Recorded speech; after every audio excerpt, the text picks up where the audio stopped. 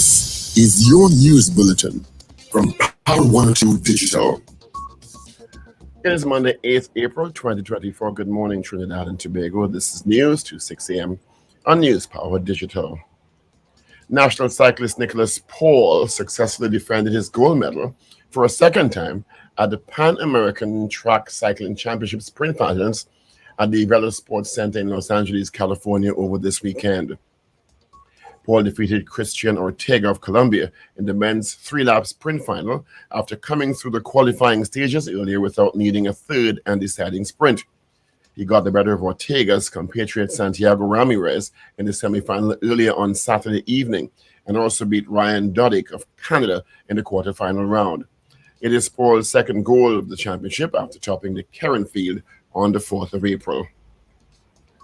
The Trinidad and Tobago Police Service is due to begin an investigation into allegations that Trinidadian men and women are selling and trading child rape videos on social media, Telegram, for as much as $200 TT. A group on the online portal called Training School Leaks twerk videos, which had 945 members as of yesterday, was storing as many as 207 videos available on the site. The chat is said to be an illegal market for buying and selling child pornographic content. Pornographic content featuring local females, which range from young girls to older women, are also available for purchase, allegedly on this Telegram site. There are also disturbing reports that at least 22 other Telegram groups are taking women's photos from their social media pages, altering them via artificial intelligence software, so they appear to be nude and selling them. The TTPS is investigating the allegations. The Massey conglomerate has announced the completion of a report by independent external counsel hired to investigate a 13-page report which had been submitted by the conglomerate's former vice president Angelique Pastor-Potter. Pastor-Potter raised a number of concerns about governance and fiduciary responsibility practices at Massey's 100th AGM last December in 2023. She raised concerns about forex being spent in the company's executive leadership program in Florida, which she said involved bizarre rituals. Massey issued a statement on Saturday which said the report treats separately with each of the more than 100 allegations contained in Mrs. Pastor-Potter's statement and supported by more than 2,000 pages of testimony and related documents. Publicly divulging information about security arrangements for TSTT's acting CEO Kent Weston would be irresponsible. This is the view of Public Utilities Minister Marvin Gonzalez as he slammed opposition MP Barry Padarath for revealing information about the security arrangements for the TSTT's acting CEO. Speaking at an event in Las Lomas over the weekend, Gonzalez said he would not speak on the security arrangement of any state official because he thinks it's highly irresponsible for any public official to discuss security arrangements of persons. By doing that, you're exposing those individuals and their families. You may be compromising their security. Former CEO of TSTT, Lisa Agard, had refused to accept any security because TSTT was sending home workers at that time in cost-cutting exercises during her tenure. Agard called the security arrangements for Western wastage. By April month-end, Cabinet is expected to make a decision on whether or not electricity rates in this country will be increased. This revealed by Public Utilities Minister Marvin Gonzalez. He made the disclosure while speaking at the official opening of WASA's new Las Lomas No. 12 well. It was revealed by the Trinidad and Tobago Electricity Commission and the Regulated Industries Commission, RIC. They've been both asked to submit more details as deliberations of Cabinet continues. The hazardous seas alert has been discontinued. It was issued 8 a.m. on April 5th, 2024. Based on recent observations, the threat of choppy sea conditions and battering waves has been decreasing, and significant impact to coastal activities is no longer expected. In news of the region, a heat wave advisory is issued for Grenada. It comes from the Met Office at the Maurice Bishop International Airport. Grenadians are being warned to take necessary precautionary measures to cope with weather occurrences, creating temperatures beyond 31.7 degrees Celsius. And finally, airline regulators in the U.S. have begun an investigation after an engine cowling on a Boeing 737-800 fell off during takeoff and struck a wing flap. The Southwestern Airlines flight returned safely to Denver International Airport on Sunday after originally departing Houston. The aircraft had 135 passengers and 6 crew members on board. The incident comes as Boeing had been in the spotlight in recent times over manufacturing and safety concerns of their aircraft. And that is news to 6 a.m. right here on New Power Digital. We'll have major news coming your way at 7 a.m. Good morning.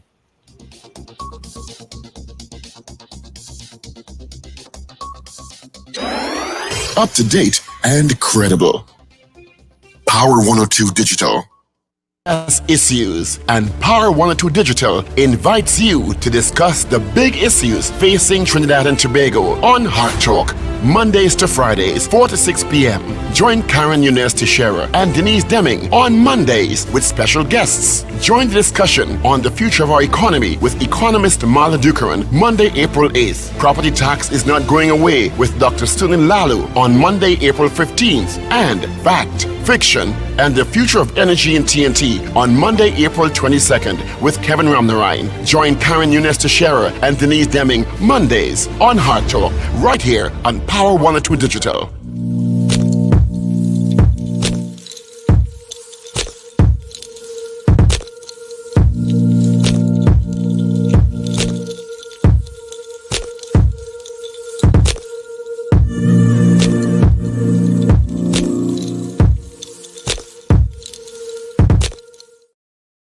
Good luck. Good morning, neighbors. 8 minutes after the hour of 6 o'clock on this, the 8th day of the 4th month, 2024. Thank you so much for joining us on the Power Breakfast Show on Power 102 Digital. Full casting this morning. We just heard from Super Paul, Paul Richards. We'll hear from Wendell Stephen, Richard Ragoobarsingh. We had Ruben and Shane in the mix. My name is Steve Khan. Quickly, let's see who sent us hellos first thing this morning. In fact, before I do that, let me just say good morning, good out to Paul. Morning to you, Paul. Morning, Steve. Good Monday morning to everyone. Hope you're all great this morning. You're heading off to school this morning or dropping your children off to school. Have a great morning. Yeah, most of the schools are going to be open today. All right, so we'll expect some traffic right now. Let's see what we got. Just going to Chase Village. I got some volume. Nothing in San Fernando. A little bit of traffic from Charlieville towards the interchange. Trin City, UE, you're moving, but slowly. And then from the interchange to Barataria, volume, and then traffic from Barataria, Port of Spain. I got nothing out to the west. 23 degrees at Piarco International Airport, 25 at Crown Point in Tobago. And of course, let's say good morning going out to Garcilia out of Valencia, Marcia Rock in Orlando, Florida. Yep, that you're going to see the solar eclipse coming up this afternoon. Oliver Man Warren, Doreen Peer, Ray out in West Palm Beach, Florida. Boy Bedesi, John Cato, good morning to you. Anthony Tinter out in Canada. Wayne B in Covenant, Georgia. Sasha out in London. Rena Budu Jennings out in Pitti Valley. Carol Joseph, Carol Guevara, CJ New York, Mrs. R. Ewart Rajpal, Carl M. Jack, Kerwin Duke, Josie Richardson, Brent Hackshaw, DJ Ray out in Tampa, Nakisha Pierre, Richard Duku, and Cynthia Ramsarup. Good morning to Michael in London, Sankofa, GNC Auto Security. Good morning to you all. And morning to you, Wendell, Stephen. Hi, morning, Steve, morning, Paul, morning, Richard, morning, Trinidad and Tobago, and good morning, listeners and viewers all over the globe. My internet is not very reliable this morning. I'm sorry. You know it's no longer the Lenten season, right? Good morning.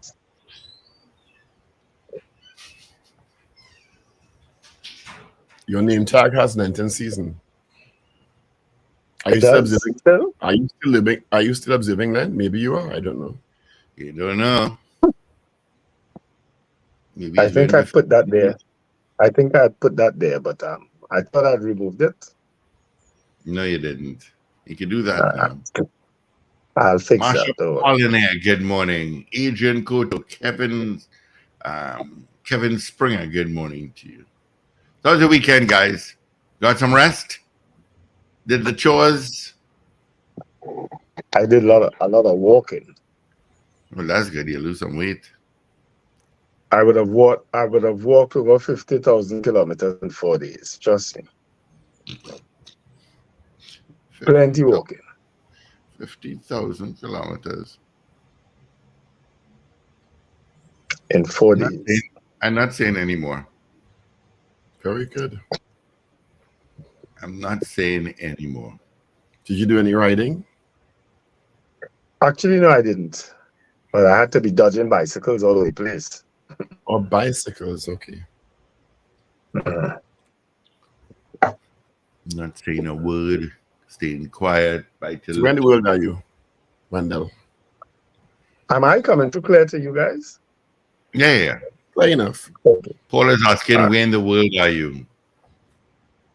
All right, because I'm getting you all and kind of not too clear, but as long as you're hearing me, I'm good with that. Where in the world are you? Still in Europe.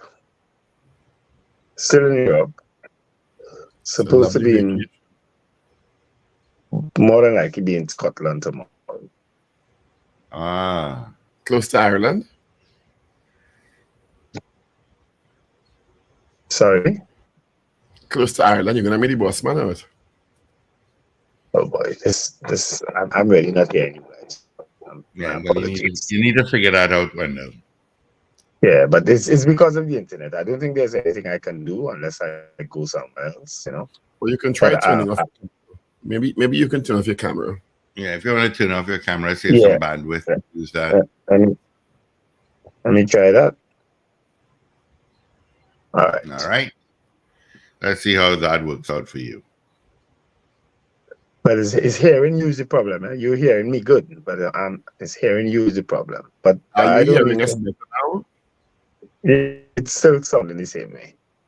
Okay, well, they need to go down in the lobby. Stop taking these cheap rooms. Yeah.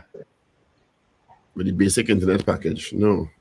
Up your internet package in your room. It's just $20 more, 20 euros more, or 10 euros. Yeah, maybe if I go higher. I think that's the problem. Do it. You just have to up your internet package, your bandwidth package. If you just take the room bandwidth, it's basic. They're not going to facilitate you having a good interchange with us. Pay the 10 euros. That's just one visit to the service provider less. One day you could rest. I only have one more day left, yes, so I don't need they don't need any more of my money. There you go. Well, then you could pay today. Call the room, call doctors and say you want, or you don't have to call because you could go online and do it. True. I can get it done online. Press upgrade and pay the 10 euro. That's all. Okay. Well, why we leave you to do that? Did you all see the news in one of the newspapers this morning? I think it's the Guardian is reporting that there is an online. Yeah, I saw you that with the news.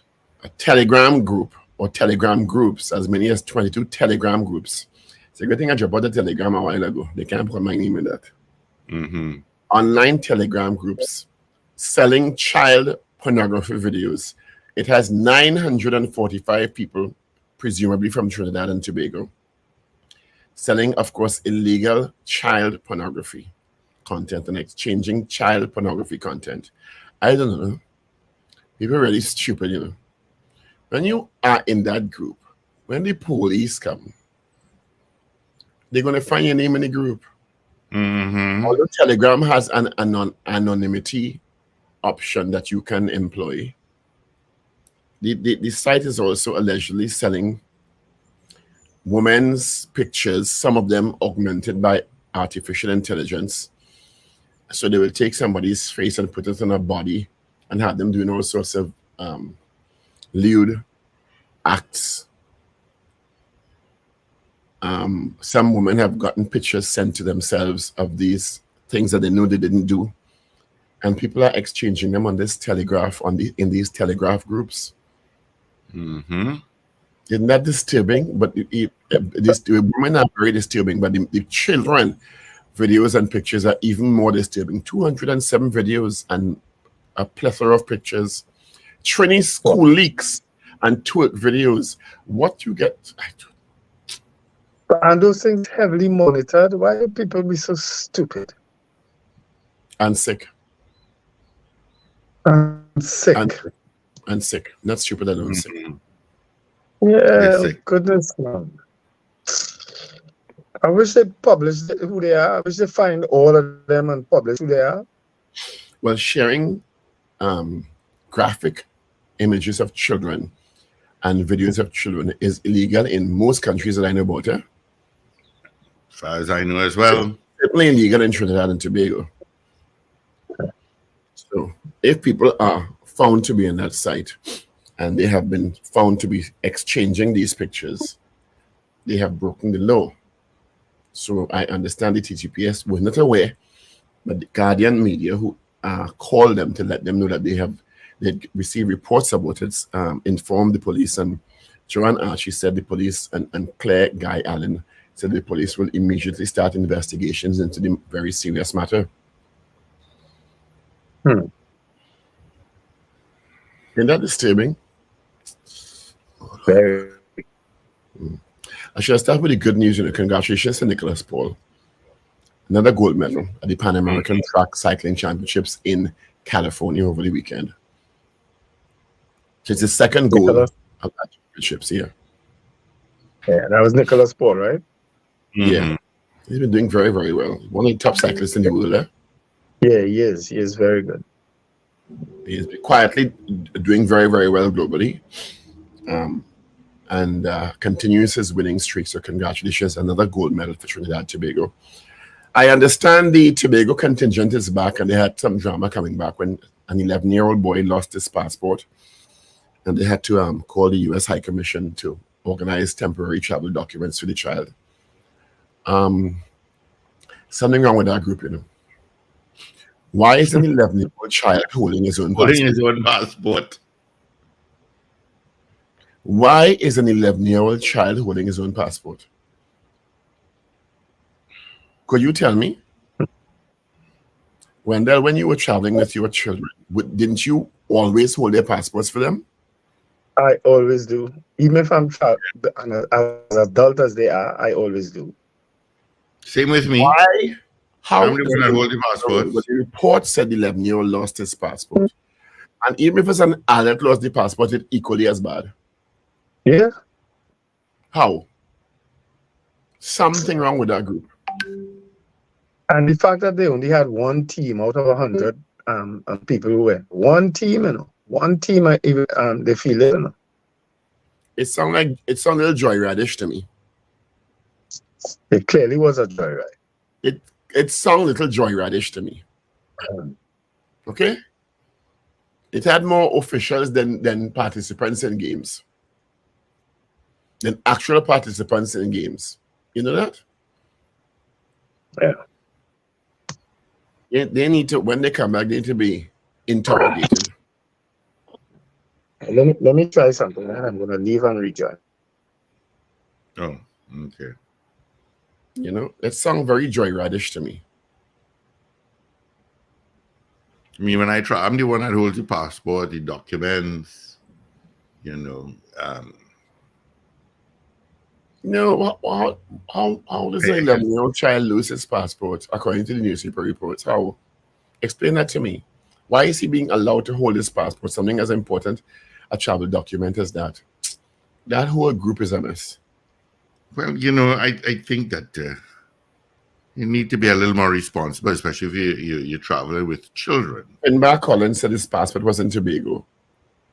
If the passport was in Tobago, how he got to the UK? How he went to, how he traveled in the first place?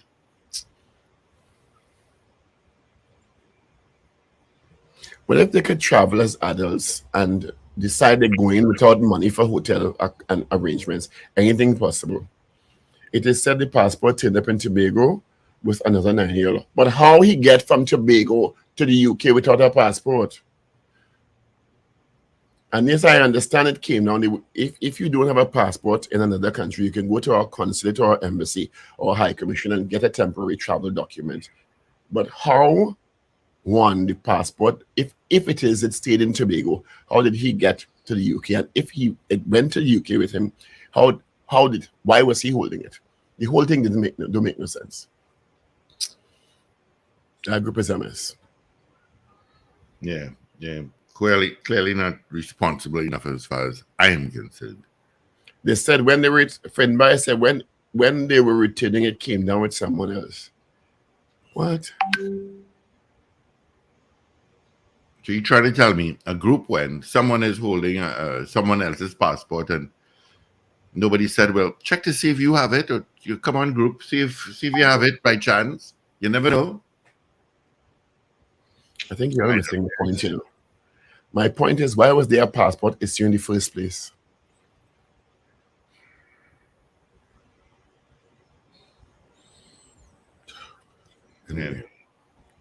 Anyway, of course, usual bad news over the weekend.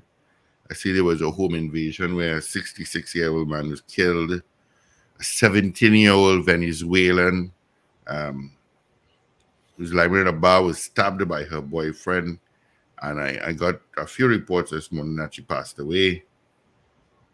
I got another video of villagers running behind the individual that stabbed her. It was,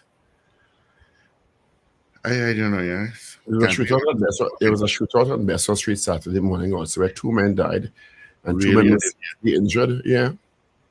And a guy, some reed was shot, and then apparently in a retaliation, they came back and shut up the place, and 2 men died. Just be continuous. Yeah, and there was a shooting on the Beetham as well, of a chap walking on the Beetham, and a car pulled up and opened fire.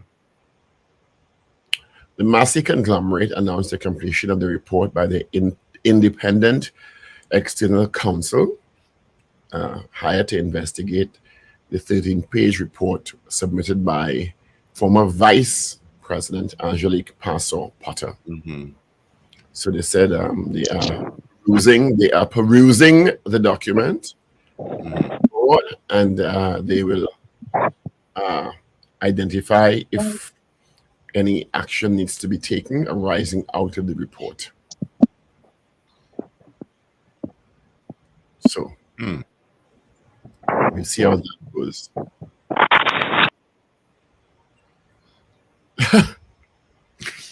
You would think that he knows he has this show at 6 o'clock in the morning, and yeah, he'd organize it.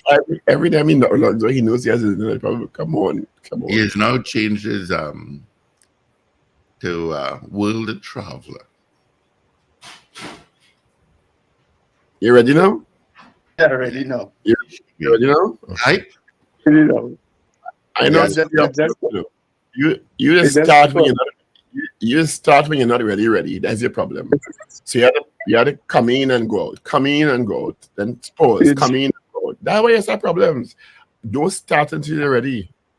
That just cost me €5. Come in until you're actually ready. That is your whole problem. It cost me €5 extra, eh? Oh, did it? Yes, it did. That is the cost of the blue pill up there. That is the cost of the internet. Oh, but look how much better you're looking. I actually I'm hearing your because the basic room package you must know. Depending on the room you take, the basic room package is not going to give you bandwidth for video. Come on. And then you use up all the video on them sites last night. I wish. I played some old foods yesterday.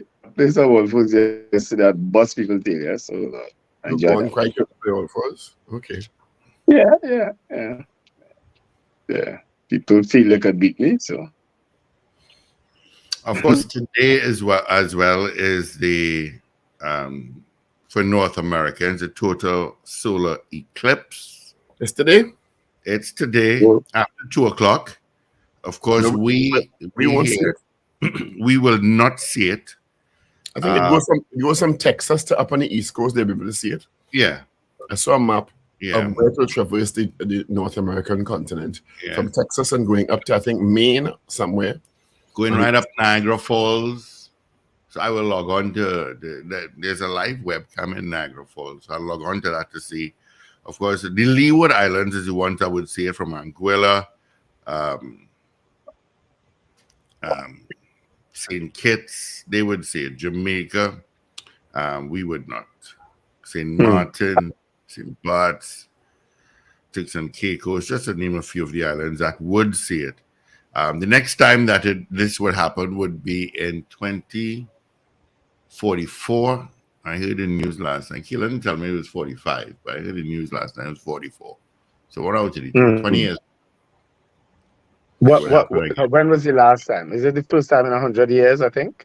No, it's twice a year. Eclipses occur twice a year generally. Full eclipses like that? Not full, but eclipses. But no, we had a full eclipse. I saw a full eclipse already. Uh-huh. So yeah, but it just depends on where you are around the globe. You may or may not be able to see it. Yeah. Because it's totally dark, not so when it happens. You get a total umbra. Yes. Yeah. Yeah. And then temperatures Depending would where you drop. are. Yeah. The moon will totally obscure the view of the sun. Yeah. Temperatures would drop, Yeah. the winds would die down. You know. All kind of spooky things that happen too, so be careful. I guess spookier than these times that we live in. Spooky things. Minister of Public Utilities Marvin Gonzalez has chastised Princestown MP Barry Paderath for revealing information about the security arrangements for TSTT's acting CEO Kent Weston. Minister Gonzalez will be our guest after 7. Said it's irresponsible to divulge information related to Mr. Weston's security arrangements. It is costing TSTT $49,000 a month for security arrangements for Mr. Weston, which I think was divulged by Mr. Paderath, which I really don't have a problem with, quite frankly, knowing how much they're paying. Wasn't it done at a JSC also before? Yeah. It was done at a JSC. I'm not sure in the same. Miss Egad was asked about it at the JSC. It may have been divulged before. Right. It may not have been because I think I think I also read in an article that Miss Egad is opposed to this arrangement, and she said it should be stopped. She does not know. She doesn't agree with it, calling it wastage. But quite frankly, I think that's a position you can't take unless you know if there's a bit of threat to the man's life. Exactly. Understand? Miss Egad may not have been the recipient of threats herself and was able to forego any security arrangements for herself. But unless we know definitively if there is a credible threat that people consider him at a risk, we can't say. How can we say? Yeah. You know? But it is interesting because I've never heard about this kind of money being spent on a state official at a state enterprise like this, because I don't have a problem with us knowing how much money is being spent, quite frankly. It's taxpayers' money. But if the information about the particular threat may put him and his family at further risk, then it should not be revealed. Yeah. You understand? What were the circumstances in which Mr. Paderath spoke about it? I'm trying to follow. What politics? Why did he raise it? Why did he see the need to raise it? Politics. Is he the shadow minister of pipe and electricity? I mean, is he the shadow minister of public utilities? Where did Paul go? Is Mr. Paderath the shadow minister for public utilities? That's what I asked. No, the right question has been asked. I'll come back. You just wanted that. But no.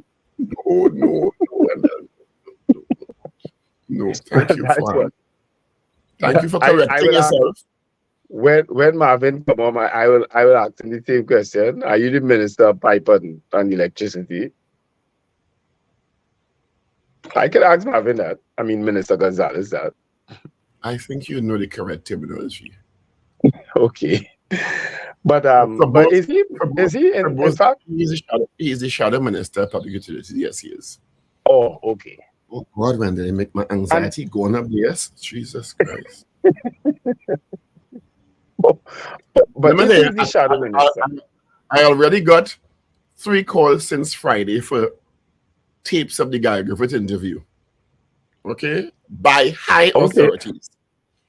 Oh dear. Because the interview has reached the attention of the authority. Oh. I The didn't hear much of Gary Griffith authority on the show. of the authority. Okay? Yeah, okay.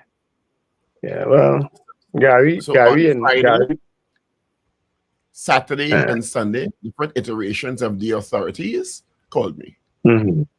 Okay, well, that's all Because of what positive. was said. Because of what was said. Mm. In Well, the that's par for the course. Well, you generate interest from the authorities. Well, you know that, right? Yeah. Okay. And we are okay with it. Yeah, we're okay with it. Yeah. That's why you need to be careful what you're saying about the minister of this and the minister of that. Or the shadow minister of this and that. You see, you clearly have disposable income for court clothes. I don't. No, I don't know that there's anything. I don't know that there's anything wrong of describing a ministry in that way, because I wasn't the first one to coin those kind of words describing a ministry. Not so. Ganga Singh did it years and years and years ago. As a matter of fact, if I'm not mistaken, there was a reference by Mrs. Pasabi says about that too. She did make a reference to that. And she referenced about Let's move on. Let's move on. Let's move on. Let's move on. Please, let's move on. Let's move on. I don't forget this. I don't forget this thing. I don't forget them either. She made reference to Mr. Bissessa also in the missive. Okay. Yes. And the only what's the word? Metal that she's the only metal that she'd become acquainted to. Mm. Well, so that's what I'm saying. So we're not doing anything new. I ain't laying claim to no pipe word. By Ragoobarsingh. Good morning, Ragoobarsingh. Good morning. Hi, good morning, guys. Good morning, Trinidad and Tobago. Good morning to our listeners, wherever you are, on this wonderful morning. You look official this morning, Richard. I always look official, Wendell. I like that sweater. I like that sweater, Richard. I call this my police sweater because people always say, looking like a policeman, boy. Good morning to the employees of HSM, I think car services, the one that endured the arson attack last week. They were reopening this morning. Good for them. Yeah. Oh, they are? They worked all weekend to clean up and stuff, and they were reopening this morning. So good for the owner and the management there too. Yeah, to get some level of business back on, because you have employees. And they have employees, so I'm really happy to hear that. On the same site. Yeah. On the same side, yeah. Okay. On the same side, yeah. So they cleaned up a section, and they said I suppose they would improve on the other sections that were affected over the next few weeks, I guess. Yeah. You also saw that article over the weekend with regard to Trinity Mall. Yes. Answer being the preferred bidder. Answer McCall is the preferred bidder. Well, I always said, because Trinity Mall has so much potential, because Trinity Mall, even with quite a few vacant stores right now, still attracts a pretty good clientele. Each time I go to Trinity Mall, I'm amazed at the amount of cars and the amount of people walking up and down. So it really is. A lot of people love that mall. I mean, I used to be at Trinity Mall right at the time. I used to be there every week. Isn't that the mall where you stumbled through incoherently at one point? What's that? Isn't that the mall where you stumbled through incoherently at one point? But those can happen in places that you love. A couple of times. That can happen in places that you love and frequent. Yes. And so I'm so glad, because I always said that Trinity Mall needs to have deep pockets, because there are parts of that mall that need serious upgrading. Oh, you're presuming it's going to stay a mall? Okay. Yeah, it will. It doesn't make any sense to do anything else. I don't really. I had heard plans to demolish another a high-end housing complex. But you have 14 acres. You have 14 extra acres that you could do that on. Yeah. But I think from a business point of view, because they indicated that all tenants are now paying their rent, it's back to normal. I think from a business point of view, you can make money from that mall. I think it's a huge catchment, and it has, even in its worst state, which I think it is now, it still attracts a huge clientele, particularly Friday and Saturday. Yep. Who owns the other mall next door? East Side. That's a Hadid conglomerate. Yeah. Oh. Okay. East Gates. Yeah, it's a Hadid kind Yes, East Gates. Yeah, Yeah. East Gates is nice too.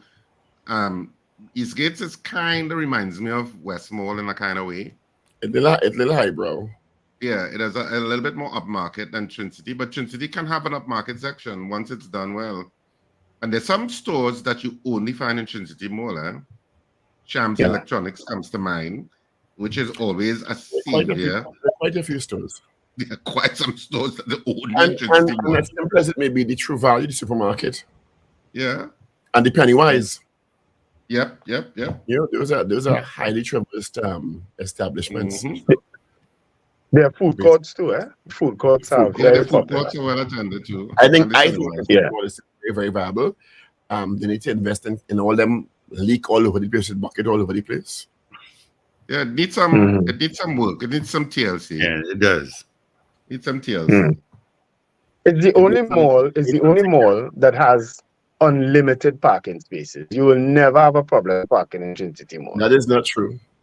You could I get don't some know that parking you- problem. That you yes, Where? you can bargain. Oh yes, absolutely.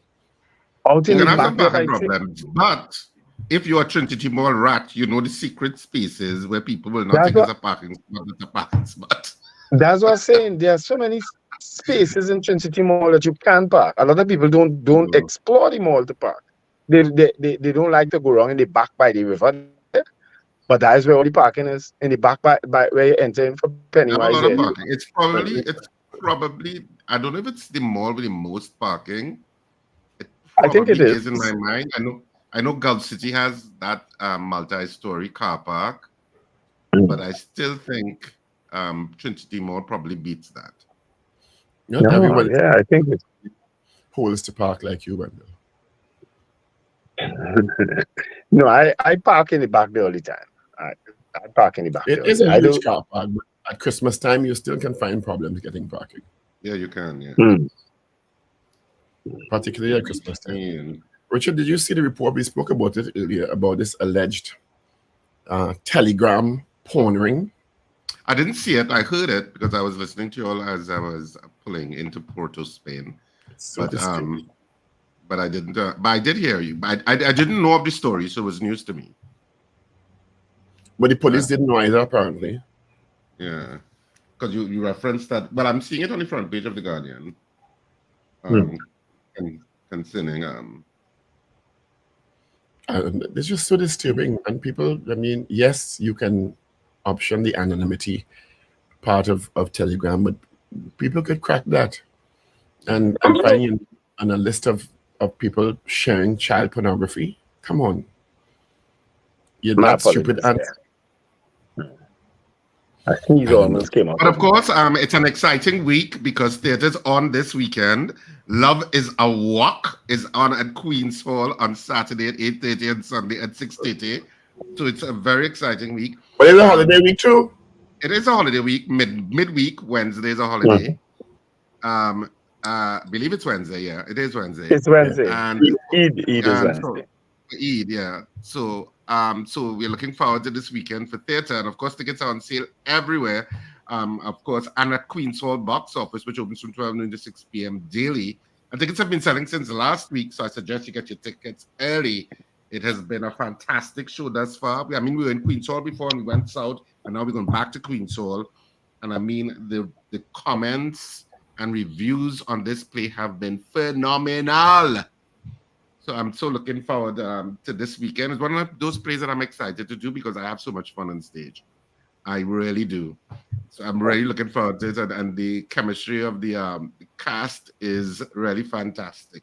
So Love is a Walk is on this weekend at Queen's Hall, Saturday at 8:30 and Sunday at 6:30. Get your tickets. Check RSRR Productions theater page for all of the information. That's why I have to leave a little early this morning. I'm heading to the station to do an interview concerning the play. Good morning Okay. to the viewers on WeTV who are carrying us now. On cable, I forget the channel number. Thank you for joining. We are live on cable.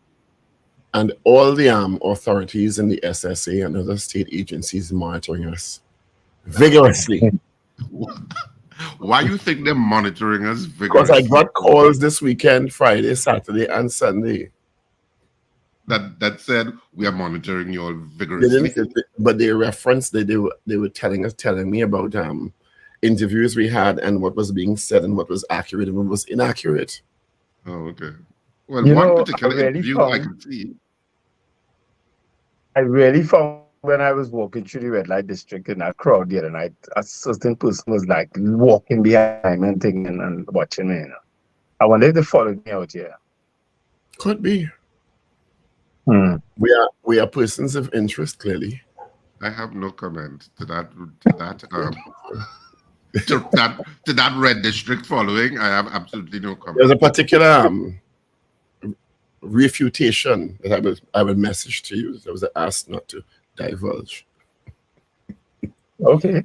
I can check my phones at 7 at the news break. So Particular sending me messages. Wendell, I think they're really heavily monitoring Paul, and he tried to drag us down the rabbit hole with him, I think so too. I don't think so. I'm not sure that these spaces I inhabit will be comfortable for you too.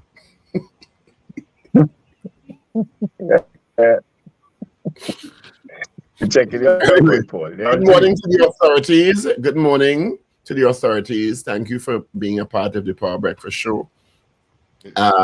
Richard and Wendell are available for testimony. Me, I know nothing. I see nothing. I know nothing. Testimony.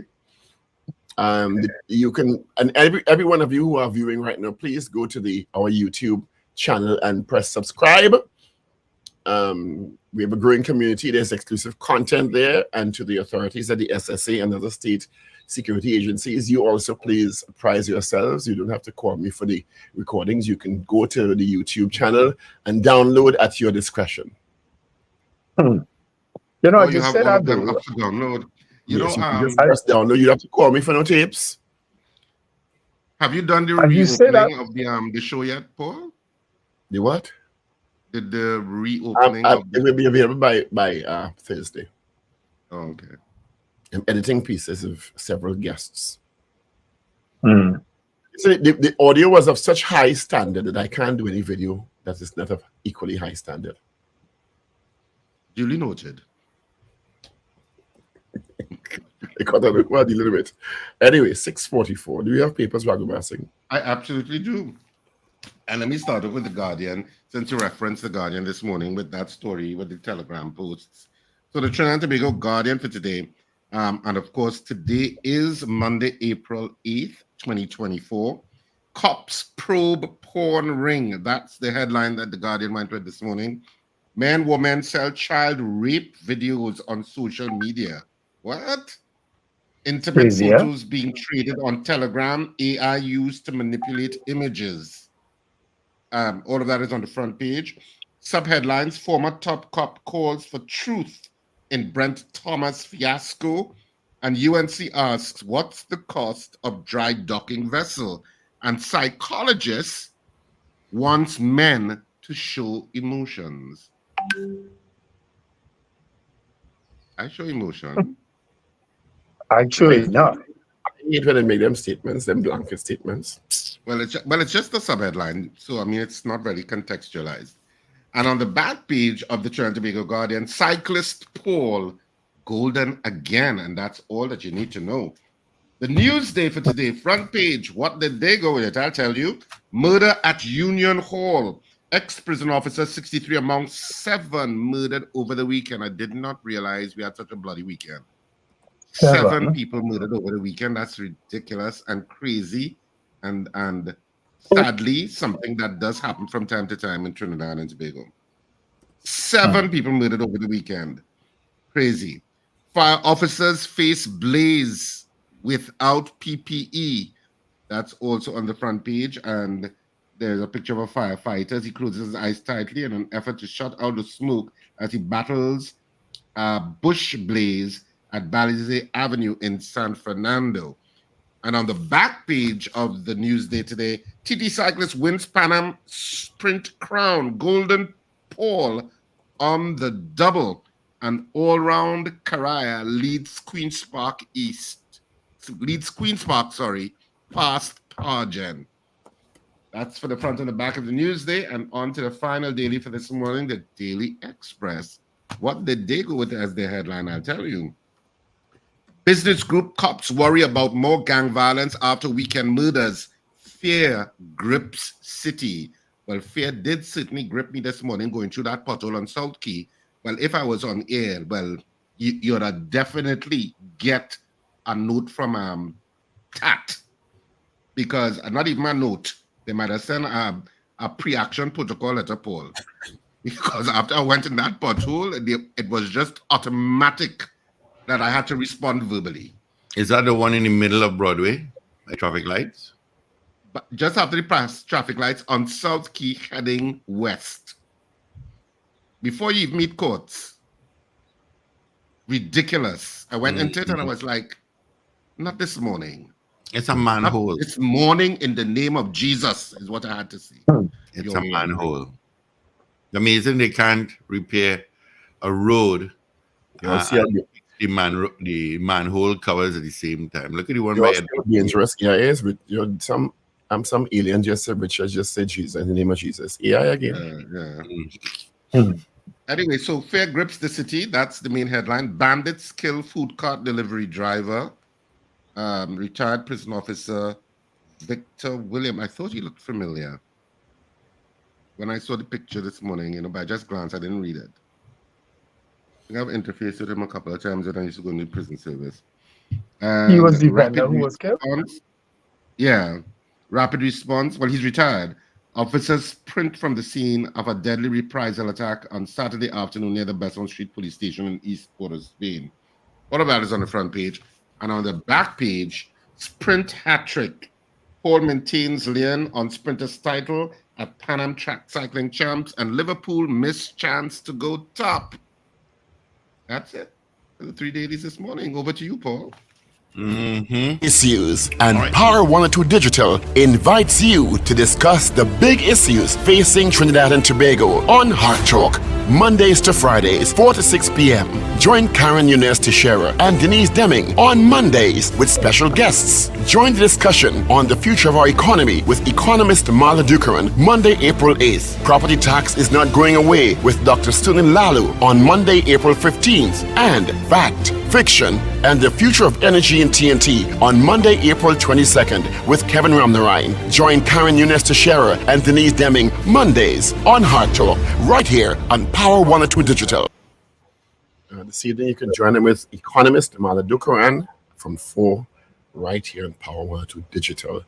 So my suggested question this morning is coming out of the exchange between Public Utilities Minister Marvin Gonzalez, who will be our guest after 7, and the MP for Princestown, Barry Paderath, about the $49,000 being spent for security for TSTT's acting CEO, Kent Weston.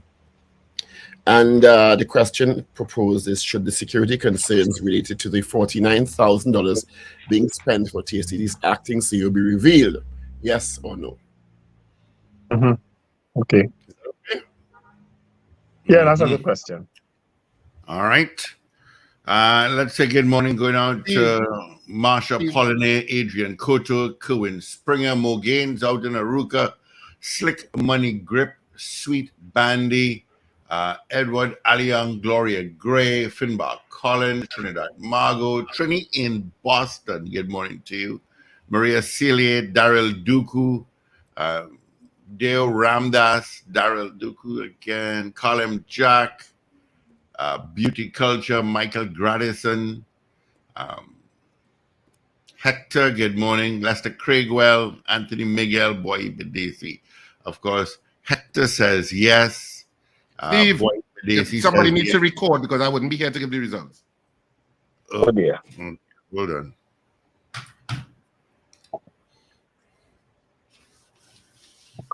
Hold on, let me get a pen and I'll try and I'll do that. But I can't see what's on WhatsApp though. Right. I can't see what's on the screen. Hector Steve, you do it. says yes. Yeah. Boy Bedesi says yes. Anthony Miguel says yes. Good morning to Karen. Send us a message on WhatsApp. All right. Again, our morning poll question.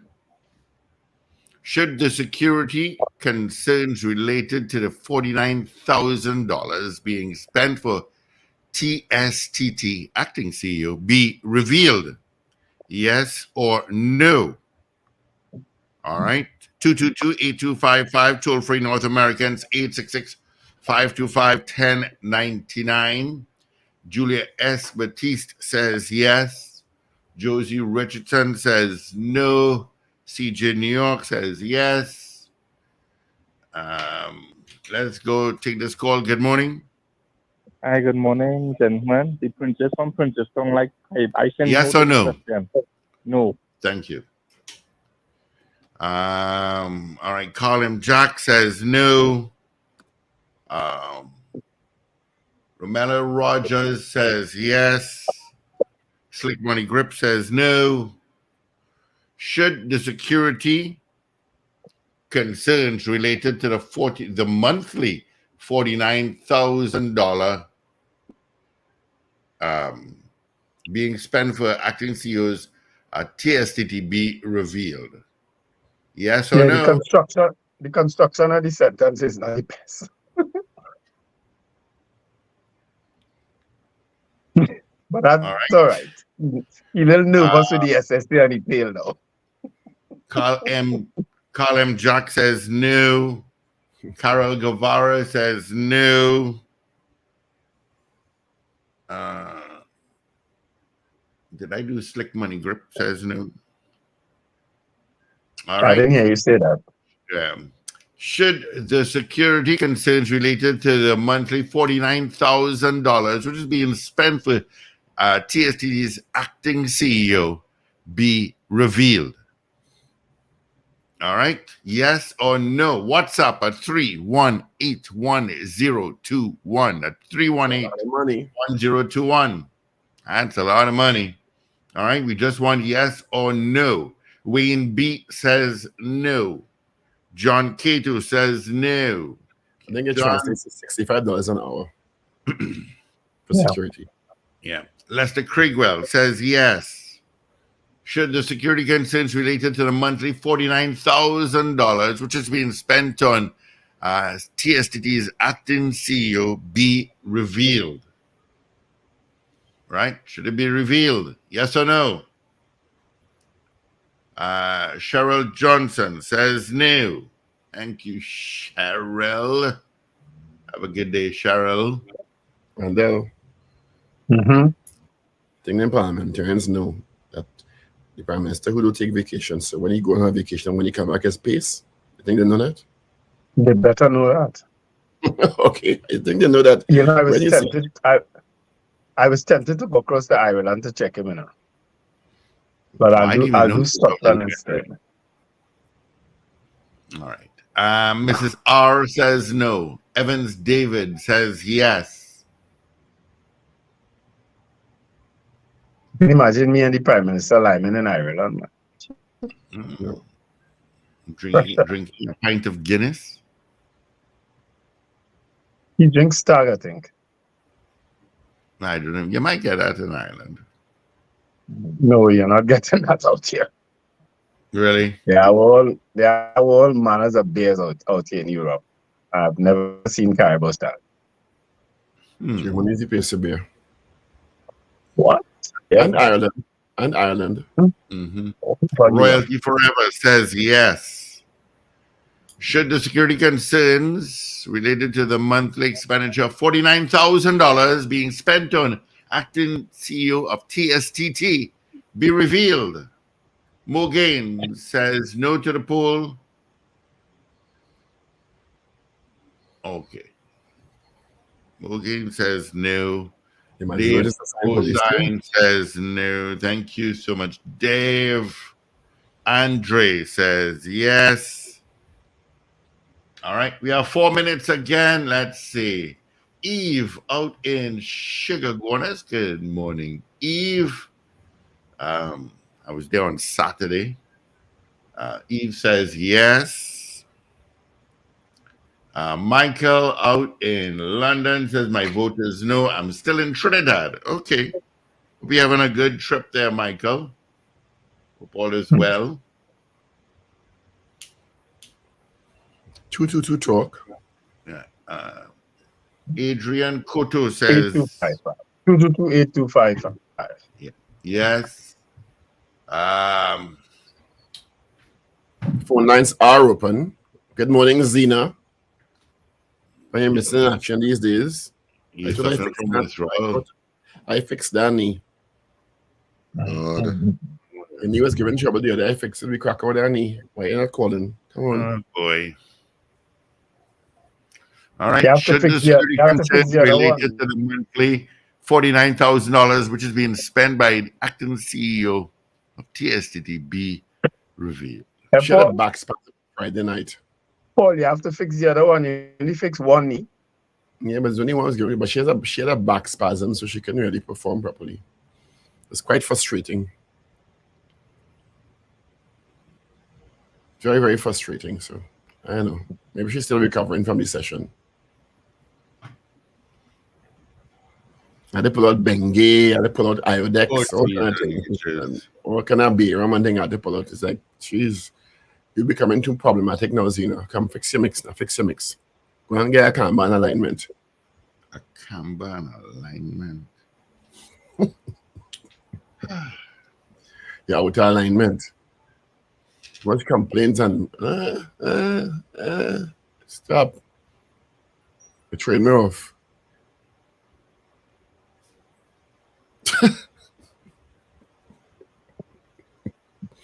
I try not to say anything. I try not to say anything, you know. When the ends in a car going off and it's rickety, it's shaking up. I just tell it, press the X, it's shaking up. They call that shibby. You understand? I said, Zena, what's going on with you? All right, I will go to the mechanic. What do we have to do? We pull out the WD-40, that ain't work. You need a Kanban alignment. That's what you need. Come on, man. Yeah. The licensing and officers out, you know. Make sure your inspection up. You know, it have a lot of vehicles with that have not inspected their car. So a few. We're just being fast and looked. Sexy San Fernando. Wendell, this is for you. She said changed her internet provider, and it's the first time that she's listening to us, and with no dropouts. Okay, good.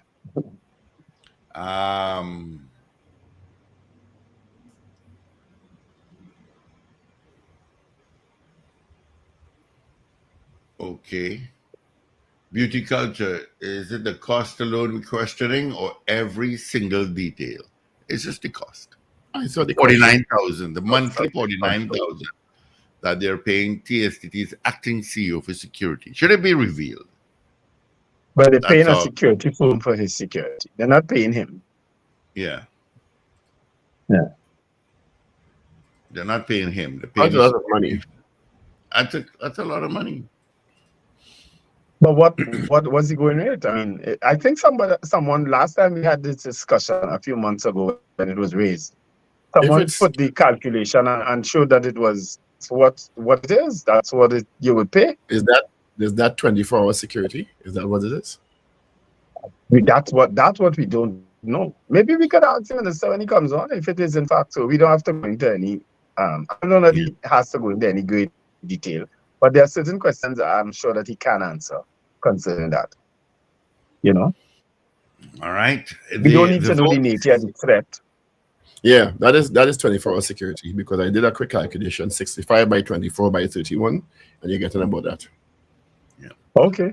All right. The poll is tied at the moment. It is tied, so I need some more votes. Should the security concerns related to the monthly $49,000 being spent on TSTT's acting CEO be revealed? Yes or no? All right. Anne-Marie is saying yes. All right. Carl Jack, chiropractors. Chiropractors is fixed alignment with the spine. So Junior know where to go. She went already. She's just playing the fool. She need to go and get that Kanban alignment. You gotta pay for it, Paul. You can't just let Zena pull out on it. You gotta pay. It's not me alone. The husband did too. I must pay full. But maybe he likes it twisted and you don't. So you got to pay. Switch off mic.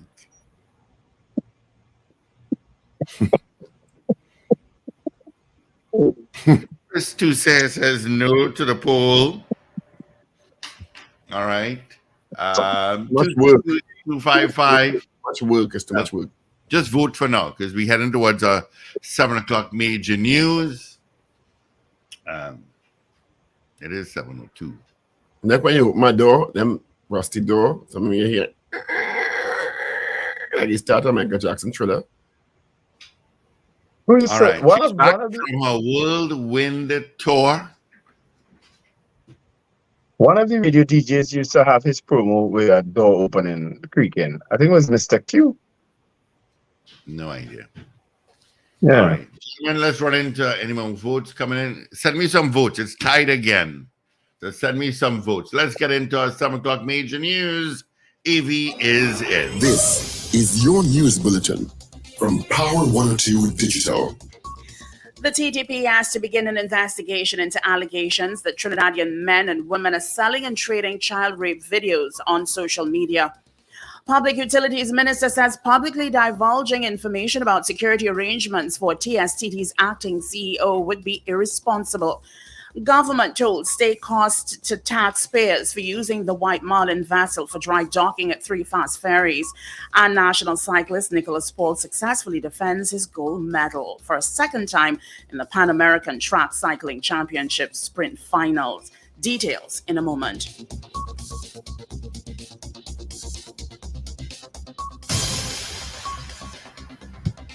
This is News 2, 7 o'clock on Power 102 Digital. I'm Avril Sintel-Bab. Good morning. The TTPS is due to begin an investigation into allegations that Trinidadian men and women are selling and trading child rape videos on the social media app Telegram for as much as $200. A group on the online portal called Trini's School Leaks /Twerks Videos, which had 945 members as of yesterday, was storing as many as 207 videos available on the site. That chat is said to be an illegal market for buying and selling child pornographic content. Pornographic content featuring local females, which range from young girls to older women, are also available for purchase on Telegram. In addition, some men are even selling intimate pictures their ex-partners would have sent to the porn groups for money. If interested persons can't pay for content, some men are trading nude photos of women for other nude images. There are also disturbing reports that at least 22 other Telegram groups are taking women's photos from their social media pages, altering it via artificial intelligence software so that they appear nude and then selling them. Telegram is encrypted and allows users to be anonymous. The TDPS cybercrime unit is said to be looking into the matter. The Massey conglomerate has announced the completion of a report by independent external counsel hired to investigate a 13-page report which had been submitted by the conglomerate's former vice president, Angelique Parasot-Potter. Parasot-Potter raised a number of concerns about governance and fiduciary practices at Massey's 100th AGM last December. Parasot-Potter raised serious concerns about Forex being spent at the company's executive leadership program in Florida, which she said involved bizarre rituals, including training to communicate with the dead. 2 weeks after the AGM, Massey said it had appointed an unnamed independent external counsel to investigate the contents of Parasot-Potter's letter to then Group CEO Gervais Warner. Warner also retired in February 2024. Massey issued a statement on Saturday which said that the report treats separately with each of the more than 100 allegations contained in Mrs. Parasot-Potter's statement and is supported by more than 2,000 pages of testimony and related documents, all of which are currently being reviewed by Massey's attorneys. It did not share any findings of the report. Publicly divulging information about security arrangements for TSTT's acting CEO Kent Weston will be very irresponsible. This is the view of Public Utilities Minister Marvin Gonzalez as he slammed opposition MP Barry Padarat for revealing information about the security arrangements for TSTT's acting CEO Kent Weston during a press conference on Wednesday. Speaking at an event in Las Lomas yesterday, Gonzalez said that he would not speak on the security arrangements of any state officials, and that by doing so, he would be exposing those very individuals and their families, as well as compromising their security. On Wednesday, Padarat, quoting the response to a Freedom of Information Act request, claimed that bodyguard security for TSTT's acting CEO costs $65 an hour, around $49,000 a month. He said he had gotten a response from TSTT to a query filed by one of his agents under the Freedom of Information Act. Former CEO of TSTT, Lisa Agard, had refused to accept any security because TSTT was sending home workers in cost-cutting exercises during her tenure. Agard called the security payments for Western wastage. The opposition wants to know how much money it costs taxpayers to use the heavy lift vessel, the White Marlin, to facilitate the dry docking of the APT James Booker Reef and the TNT Spirit. Media reports say for 1 month, the vessel was supposed to be used at a cost of $2.5 million. However, Member of Parliament for Pointe-a-Pierre, David Lee, claims the nation should be informed of the exact cost since there was an extension of the initial time for the vessel to be used. MP Lee made the disclosure while speaking during a news briefing on Sunday. Is still in our waters. The repairs to these 3 vessels actually finished. The last one, I think, was the TNT Spirit to go down. Finished approximately Thursday last week. We have worked out some maths that this vessel has been in our waters at least 74 days. At a cost of approximately between $80,000 to $100,000 US. That is close to $5 million US just having this vessel alone. He also asked why carry dock was not used to do the dry docking on the 3 vessels. So we asked the question, why carry dock was not used to do the dry docking of these 3 vessels. And I know, because I have first-hand experience at carry dock, that we can do the dry docking larger vessels than what went up on the White Marlin. Now, I hope this government will come and tell the opposition that the floating dry dock at carry dock has sunken or failed. You are listening to news on Power 102 Digital to 7 o'clock. National cyclist Nicholas Paul successfully defended his gold medal for a second time in the Pan American Track Cycling Championship Sprint Final at the Velosport Center, Los Angeles, California this weekend. Paul defeated Christian Ortega of Colombia in the men's 3-lap sprint final after coming through the qualifying stages earlier without needing a third and deciding sprint. He got the better of Ortega's compatriot Santiago Ramirez in the semi-final earlier on Saturday evening and also beat Ryan Dodick of Canada in the quarterfinal round. It was Paul's second gold at the championship after topping the Kieran field on April 4th. Well, finally, here's weather news for the period today till midnight. Trinidad and Tobago, hot, sunny, and at times breezy conditions, despite the odd brief shower. Tonight would be mostly fair. You can look out for a forecast, a maximum temperature of 34 degrees Celsius at Piarco International Airport and 32 degrees Celsius at Crown Point in Tobago. It's currently 25 degrees Celsius at Piarco and 27 at Crown Point. Recapping your headlines to 7 o'clock, the TTP asked to begin an investigation into allegations that Trinidadian men and women are selling and trading child rape videos on social media. Public Utilities Minister says publicly divulging information about security arrangements for TSTT's acting CEO would be irresponsible. Government told state cost to taxpayers for using the White Marlin vessel for dry docking of 3 fast ferries.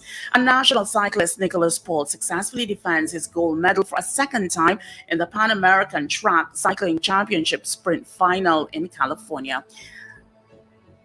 Well, that was news to 7 o'clock on Power 102 Digital. Look out for news in full coming up again at 12 noon and an update at 8 o'clock this morning. For more details, log on to power102fm.com.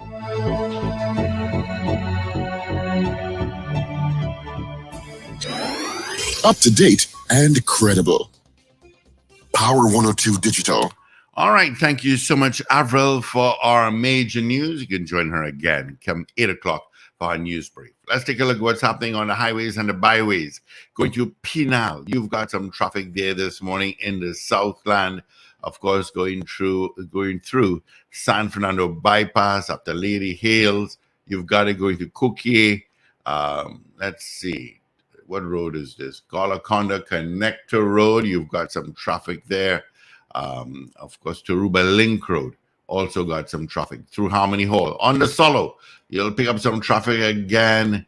Slow going through Chase Village and Charlieville towards the interchange. I got a couple accidents to tell you about. All right. There is one by Mauska Lights. Don't know how serious that is. There is one. If you're westbound before Trin City Lights, yep.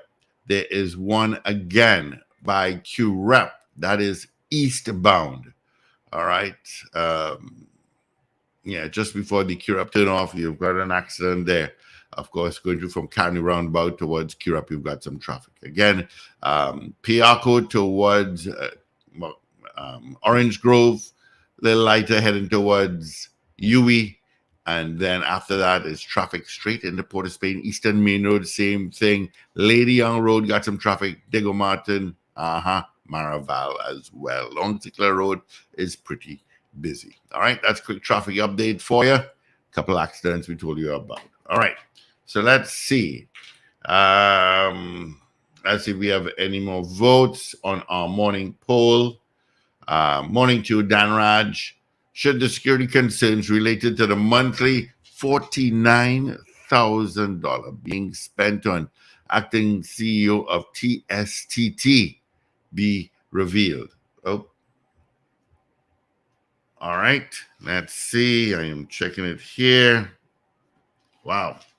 All right. So we've got it. You guys around? We've got 31 votes so far on our morning poll, with 16 saying no, 15 saying yes. Quite close. Steve, why has your video cut off?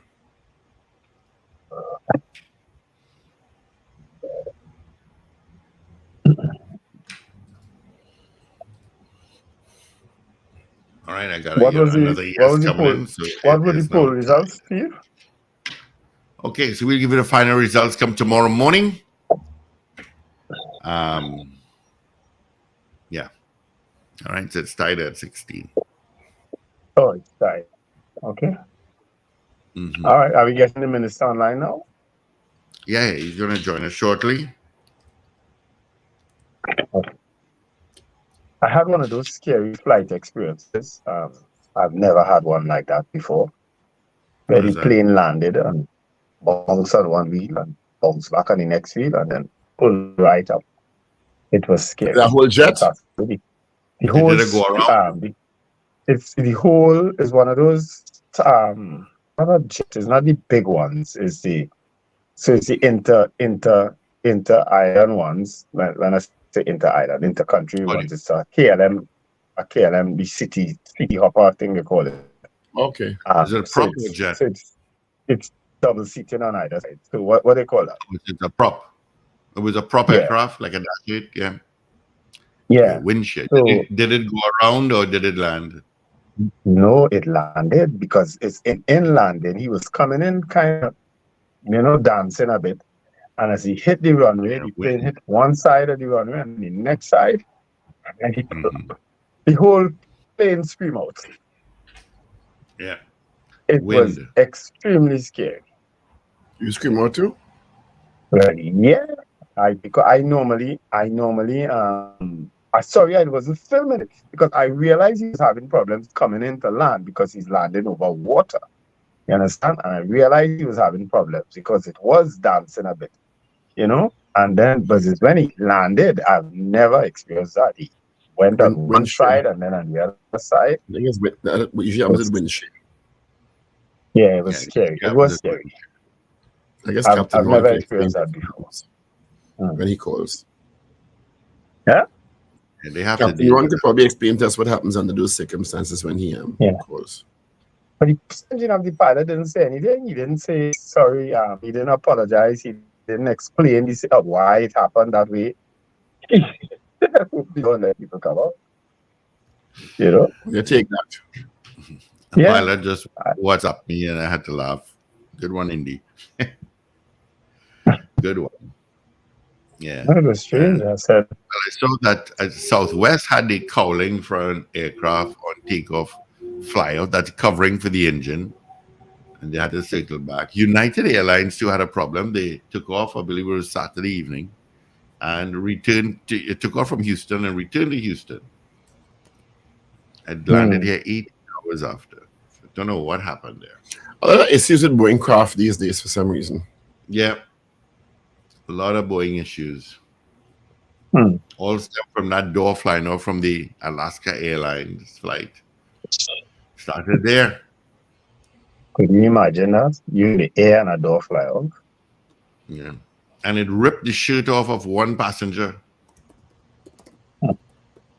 And shoes as well. So you can imagine if you weren't. That's why once I sit on an aircraft, my seatbelt is on, and it's not on slack. That was too easy, Steve. I'm not saying a word. That was too easy. No, that was too easy. That's like you could that was really Once you're in an aircraft, seatbelt on. You never know I when agree. it's Yeah. going. Once I sit down, I put back on my seatbelt. Yeah. Yeah, me too. Because I Me fall too. asleep when I I'm can- in the aircraft. I just sleep all the time. So You sleep on beds? very easily. I can't, I can't. I can't. Really? I do these long flights You have and I problem work. sleeping generally. You have a physically very still. anxious state. Yeah, I think I do. And insomnia gets worse on a plane. Trust me. I can offer you some counseling services if you like. Actually, one of those people who sells those products, I think it's like Amepox, gave me something to try. But I haven't tried it as yet. I'll do it when I come back home. I got it before I left and I'll come back home. I'll try it at home. I won't try it anywhere else. You're going to sell it like home and so what? Them blinds and them looking like blinds I have home, Well, you're not there, so he must be there. I just don't have a flag. I don't have a flag, but I have them blinds. Good morning, Minister Gonzalez. Good morning, Prime Minister. I mean, good morning, Minister Gonzalez. Sorry. You get elevated there for a minute, boy. Sorry. I'm just. I think I'm in the wrong chat. I don't know what. I don't know what got into me there. I'm in the wrong group. Good morning, Minister Gonzalez. Good morning, gentlemen. Good morning, Paul. Good morning. Thank you for joining us this morning. How are you, sir? Wendell. It's been a while. Yeah, it's been a long while. Had a very busy weekend. I'm back at it again. Well, I see you're taking time to take care of your physical and mental health in the gym. You need to do that in Trinidad and Tobago. I know you're probably going when you start campaigning is going to start soon, so you need to get yourself physically ready. I've never stopped campaigning. I've never stopped. Anyway, thanks for joining us this morning. We appreciate you being with us this morning. A lot to get through. You're doing a lot. Maybe we should start to ask about our poll. We What's can. that? We have He's our already poll. given us the report, but we can do it formally. Yes. Just to start off, let me get the You where put is it it? up. But where it gone? Oh, jeez, I need to. Oh, right. Look at here. Right. All right. There we go. That's our poll on the screen there, Minister. Okay.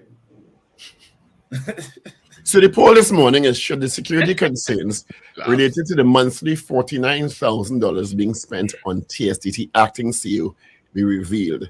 Just for the sake of this poll, could you give us your answer, please? I know you've. No, I don't think the security concern should be revealed. I believe security matters, especially concerning people's personal security, and the security of their family, it ought not to be discussed in the public domain. I understand the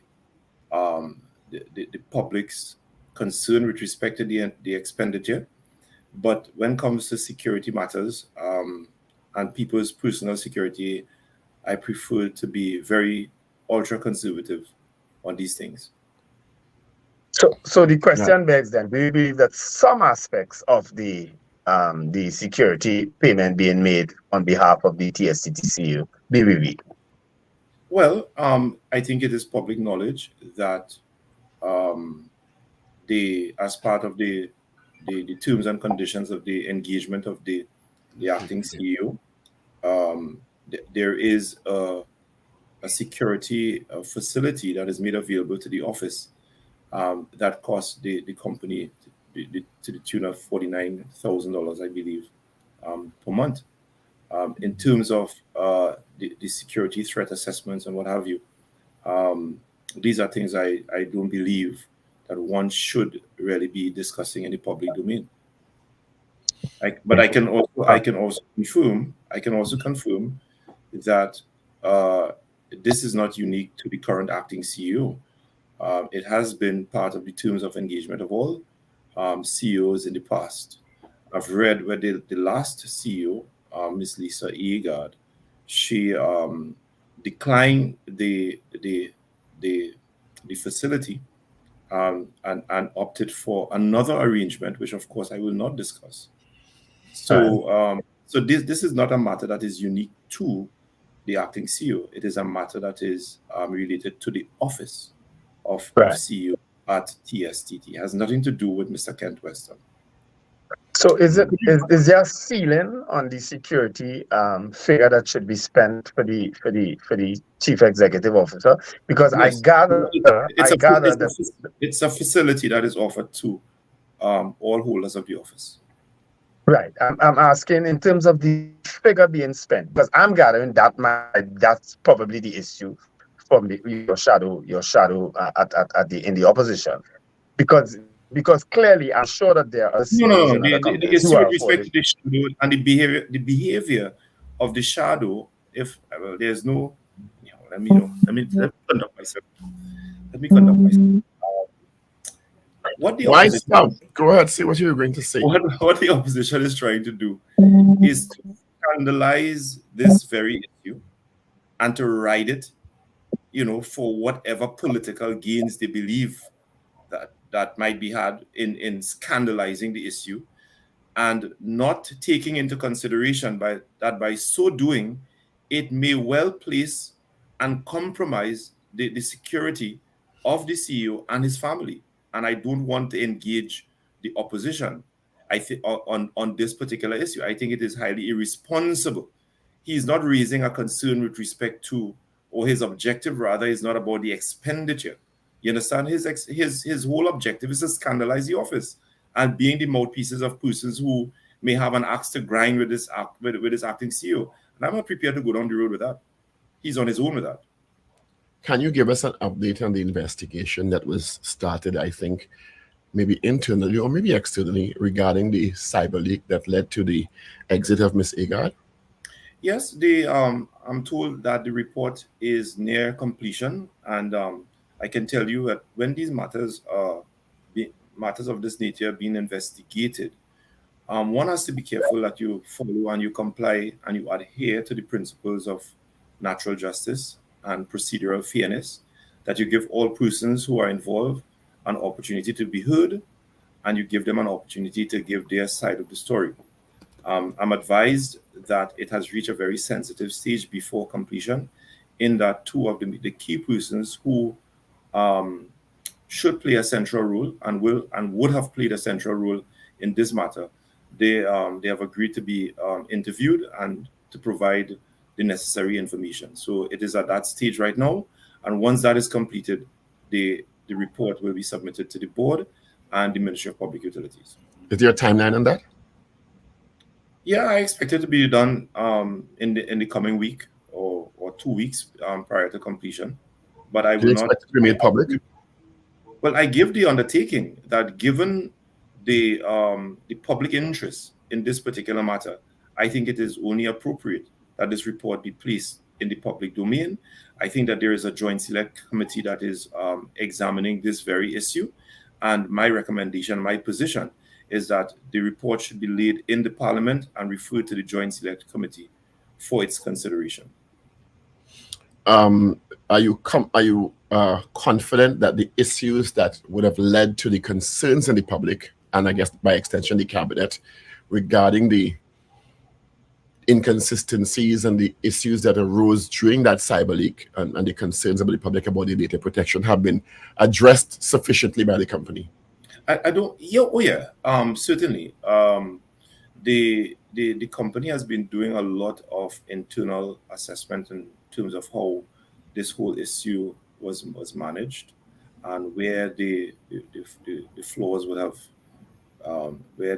have been, where TSTT or its executives would not have been as transparent as they ought to with some of their key stakeholders. I know the investigation is also narrowing into this particular issue. I can also confirm that I was also interviewed and participated in the interview process, in the investigation. I opened my doors and I shared all of the relevant information with the investigators. So I am pretty confident that at the end of the day, the public will know of all of the facts relating to this particular issue, and that recommendations will be made and implemented by TSTT as well as all state agencies with respect to how you manage your stakeholder communication in these matters. Moving from TSTT to T and Tech, seeing a report in the newspaper today or over the weekend that, of course, the RIC report would have been submitted to cabinet. Is that a final RIC report, or have they gone back for deliberations? No. The report is final. Once the RIC is finished with its work, the cabinet cannot instruct the RIC to reconsider some aspects of its report. As you know, the RIC is an independent commission, contrary to what others have been putting in the public domain. The cabinet cannot direct the RIC on how it should engage its work or what kind of recommendation it should make to the cabinet with respect to the review of rates for water and electricity. So the RIC's work has been completed and it has been published. So there's absolutely no way in which it can be interfered with or amended. The cabinet is now looking at the recommendations in all aspects of the recommendation, all aspects of the report. And we are asking the RIC to explain, more or less explain some components of the recommendation, especially as it relates to commercial customers and some of the high-end domestic consumers, so that we can get a better appreciation as to what it would have taken into consideration when making when it made its recommendation. So we are getting the necessary data from the RIC, and I believe that we are very close with respect to making a final policy decision to provide to TSTT on the recommendations of the RIC. Well, TNTech, you mean? The TNTech, yeah. Did I say TSTT? Yeah. From what I saw of the recommendations, it seems like a lot of the recommendations are leaning toward an increase in electricity rates. Would that be correct? Oh yeah. Of course. Yeah. The RIC. Well, first to begin, let's backtrack a bit. The work of the RIC starts with the utility company submitting a business plan and a justification for an increase in rates. The utility agency or company must conduct all of its due diligence, all of its assessments with respect to the justification for a rate review. They have to show their revenue situation, their expenditure situation, their capital projects for the next 5, 10, or 15 years. And especially as we talk about, we are now in the era of climate change and renewables. They needed to provide a roadmap as to how it intends to transition from carbon generated electricity to more renewable electricity, generated electricity for the utility sector, and all of these things. So TNTech would have put forward its justification for a rate review and would have made its recommendation as to what it requires in order to be financially sustainable. I can also tell you that a lot of what TNTech asked for, they did not get. So the RIC would have asked TNTech, to provide justification, and TNTech would not have been. Can you share what TNTech would have asked for that they didn't get, or is it premature? It is premature, but I can tell you that almost everything that they asked for, they did not get. All right, and let me also make it abundantly clear, gentlemen, as well as all your listeners, that if the government were to accept the full recommendation of the RIC, TNTech will still be in the red and will require the support of the state to the tune of $500 million annually. Why? Because the recommendations of the RIC as it is would not be sufficient if they were to be fully implemented for TNTech to run its operations. Is it an array situation or an underpricing situation or both? Underpricing. Commercial, residential, or all of the above? More residential and some commercial on the lower end. But my understanding also is that there are several state entities that have huge arrears owed to TNTech. And even if the state or TNTech were to recover the $1 billion owed to the commission by all of the state agencies as well as the domestic customers, it will not be sufficient for TNTech to cover its costs, especially the cost as it relates to the purchase of gas from NGC. What is the deficit now that TNTech is operating at on an annual basis with that said? $1 billion. $1 billion annual, and that's because of the cost of the generation of electricity from NGC, and also what you describe as, I guess, underpricing residential and or commercial and industrial. Is that correct? Absolutely correct. Which of the three categories has the greatest contribution to that deficit? The cost for electricity. Now I'm talking about in terms of the residential, commercial, or industrial. The state agencies, I think, from my last reading, would have owed TNTech the largest sums of money. So the public hearing this now and saying, well, state agencies, and correct me if I'm wrong in my assessment, are contributing to TNTech's deficit, but the public is going to endure an increase. Reconcile that for us. And I'm not saying the public, we know that we have the lowest electricity rates possibly in the Western Hemisphere or among the lowest electricity rates. But it seems to me that state entities and or industrial or commercial can contribute if they were paying what they're supposed to pay to reducing a deficit or... No, it wouldn't reduce a deficit in a pool. It will help the cash flow situation. All right? If all of the state agencies would have satisfied their outstanding debts to TNTech. But remember, it is the same state that is providing subventions to TNTech. It is the same pot of funds that is providing the taxpayers, providing that support to TNTech to purchase gas at subsidized rates from the National Gas Company. So NGC is also taking a significant hit to the tune of billions of dollars in order for TNTech to sell electricity at heavily subsidized rates. So the entire value chain for the generation, transmission, distribution of electricity is being funded by the government of Trinidad and Tobago to the tune so it's a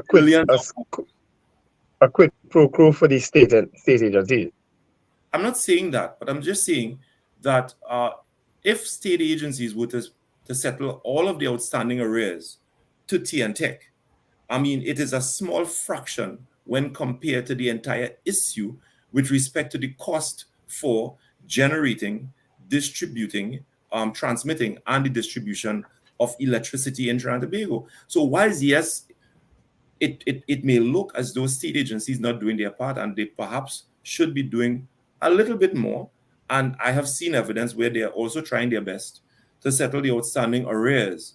But would that to be completely resolved in the morning, it does not change anything, because you are still paying large sums of money to subsidize electricity from the generation point and the transmission point. that is coming from the same state. Is it then one of the recommendations is that there will be a monthly billing from TNTEC? When is that expected to start? Actually, that is one of TNTEC's. TNTEC recommended that it move from a bi-monthly cycle to a monthly cycle, and that was approved by the RIC in order to assist its day-to-day cash flow situation. So it was a cash flow issue that they tried to solve, or they are seeking to solve, and that was amended, or rather ratified by the RIC. So it simply means that if you're paying $1,000 bi-monthly on your bill, you would be paying $500 on a monthly basis, if that were to be accepted. If the rates remain the same. Yes. What two things come to mind? In addition to that, gentlemen, let me also say that apart from the significant subvention that the citizens of Trinidad and Tobago enjoy for electricity, we also spend on an annual basis $70 million in a rebate system for our domestic customers.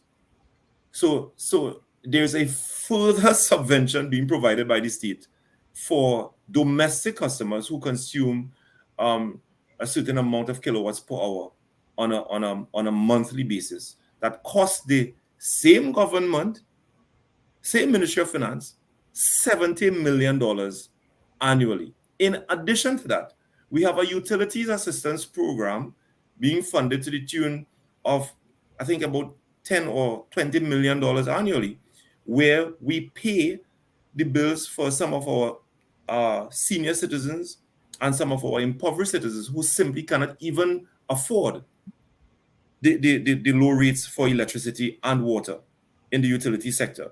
So you have a plethora of subventions and support through our social programs being provided to the citizens of Trinidad and Tobago. So whilst, yes, one may make a big issue and may seek to amplify the issue, and it is a relevant issue with respect to state agencies not settling their outstanding arrears owed to the Commission, I think it is very important for us to also appreciate that it is the same government and Ministry of Finance providing a wide range of support to not only all of our domestic customers, but also to some of our vulnerable citizens. It seems to me, Minister, that because the TNTEC clearly has to be reconciling and revisiting its business model, because the business model doesn't seem to be operating in a way that can make it sustainable if it doesn't change. And I guess that's what part of the main issue is bringing our rates in alignment with some of the issues that a modern utility agency has to deal with. All right, from 2009 to now, the cost for maintenance has risen astronomically. All right, to maintain our overhead lines, our transformers, investing in more and modern equipment. All of these things have risen. How much of the answer lies, given what you've indicated about the NGC situation, in a real thrust to renewables, specifically solar powered energy? That is a very what's the question that you asked? How much of the reconciliation and the rationalization of TNTEC's future in power generation, given the cost from NGC and the subsidizing of that, yes, from hydrocarbon generated electricity, lies in moving to renewables? And that is the difficult situation that we find ourselves in Trinidad and Tobago, because we have grown so accustomed to the low rates that we pay for electricity that if we really have to set the roadmap for a seamless transition from carbon generated electricity to renewable to renewables, then pricing will play a significant component, because you have a lot of international agencies wanting to come into Trinidad and Tobago to invest in our electricity sector, especially in renewables. And one of the things that turn them away is the rates that the citizens of Trinidad and Tobago pay for electricity. So a significant component of that transition process is the rates that we pay. Because if you want to transition into renewables, we certainly cannot maintain the existing rates. We can't even maintain the existing rates for carbon-generated electricity. So, and it exacerbates the issue when we put into this pot now the whole issue of renewables. All right. So a lot of the countries that are making the transition, and rightly so, making that transition is very critical. But we need to bring our rates in alignment with some of the realities. But when the rate issue be partly resolved if the law would change, and this is a question that's come up over and over and over, to make it make it easier for residential customers, and in some cases commercial customers, to install solar panels, as has been done in Barbados, and this is being done in Jamaica and other Caribbean territories, other CARICOM territories, to augment or hybrid their systems. Do you know why? Sorry to cut you, Paul, but do you know why they are incentivized to do that? No. Do you know why they are incentivized to do exactly what you're suggesting? Because their rates are higher. Exactly. But there are people who want to do it now in Trinidad and Tobago and are getting stumbling blocks. Paul, that is not so. I can tell you that the government of Trinidad and Tobago has reduced the taxes on the installation and the purchase and the installation of these solar panels. And citizens are not taking advantage of it. What about the legal requirements? That has been one of the things that's been spoken about by several people who they say that you have to jump through legal hoops and get the permission from TNTech to add it to your system because of the present law. And what we're doing very soon, we will be finalizing the policy on this particular issue to make it very simple for persons to get their permits, etc. We have been approving quite a lot of permits for citizens and private agencies to generate their electricity. What's the process for that? So people know where. Yeah, so you make your application to the Ministry of Public Utilities. I think it's also an online process, or you can write to the Permanent Secretary and or TNTech for to get the requisite permit. It goes through an investigation process, an analysis process that it may take about 2 or 3 months. And in some cases, it may take longer, depending. Therein lies the whole problem. No. It's let me tell you this. A lot of people who complain, Paul, I did my personal investigation, and the issues lie with them in the sense that they were not providing necessary information to expedite their application process. But there have been a number of applications that was resolved quite efficiently and quickly because the applicants provided necessary information to the Ministry of Public Utilities and TNTech, and they got their permit in record time. But yes, I agree that this issue, we are working on it and it should be resolved. But if we were to do that, I don't believe that we would see the uptake from citizens in the way that we would like to, because we still enjoy the rates for electricity is outdated and it's too low, and it is not an incentive for people to transition into renewables. Does the cabinet have a date when we will know about the cabinet's decision on the RIC recommendations? It is a front burner issue at the cabinet subcommittee, and that's the reason why my last statement on the weekend, I told the media that I believe that by the end of this month, we will be in a position to inform the country on what policy directive we intend to give to TNTech. And I believe that it is a significant component in terms of preparing the country for the transition into renewables, because what I recognize the RIC, and in questioning the RIC, they did take that into consideration, that listen, we have to transition and we have to create the environment for that transition from carbon to renewables. And that's the reason why the recommendations of the RIC have been premised on the more you consume, the more you pay. The less you consume, the less you pay. And once you do that, you create the environment for citizens to transition to renewables. That is and conservation also. As well as conservation. Absolutely. So the RIC has done the work. They have done, I thought that their work was really well thought out. And they took into consideration the very issues that we are discussing here, that our environment, as it is right now, is not conducive and the best to incentivize citizens to make that transition. And the time is now to create that environment to so that citizens can understand the benefits of conservation and renewables. Minister, as you talk about conservation, I think, I'm not sure, correct me if I'm wrong, that a decision was made that some of these state buildings and so on, that they're not, and even schools and so on, not leave on all this vast amount of lights and so on in throughout the night. Whatever became of that? There was, before I was appointed, I think a couple of years before, previous ministers of public utilities attempted to, and there is a policy decision on that, I'm told. I saw the policy as a matter of fact, that government buildings, schools, etc., should, ensure that, at the end of business day, that lights are taken off so that we can conserve the amount of electricity that is being burned, as well as to save on the gas consumption to generate electricity. A lot of issues also arose with respect to some of the playing fields all across Trinidad and Tobago. Members of parliament, members of council will come requesting for recreational facilities to be lit, and oftentimes you pass 10, 11 o'clock at night, no activities are taking place, no sporting activities, but the area and the facilities are well lit, and contributing to the high receivables from state agencies, and as well as the gas consumption.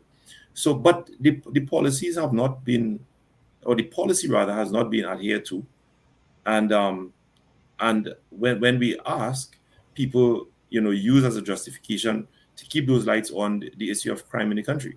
So schools have indicated that, listen, if we take off the lights in the schools and some of our public agencies, it encourages criminal activities around some of those facilities. So it is a very difficult situation that we are managing.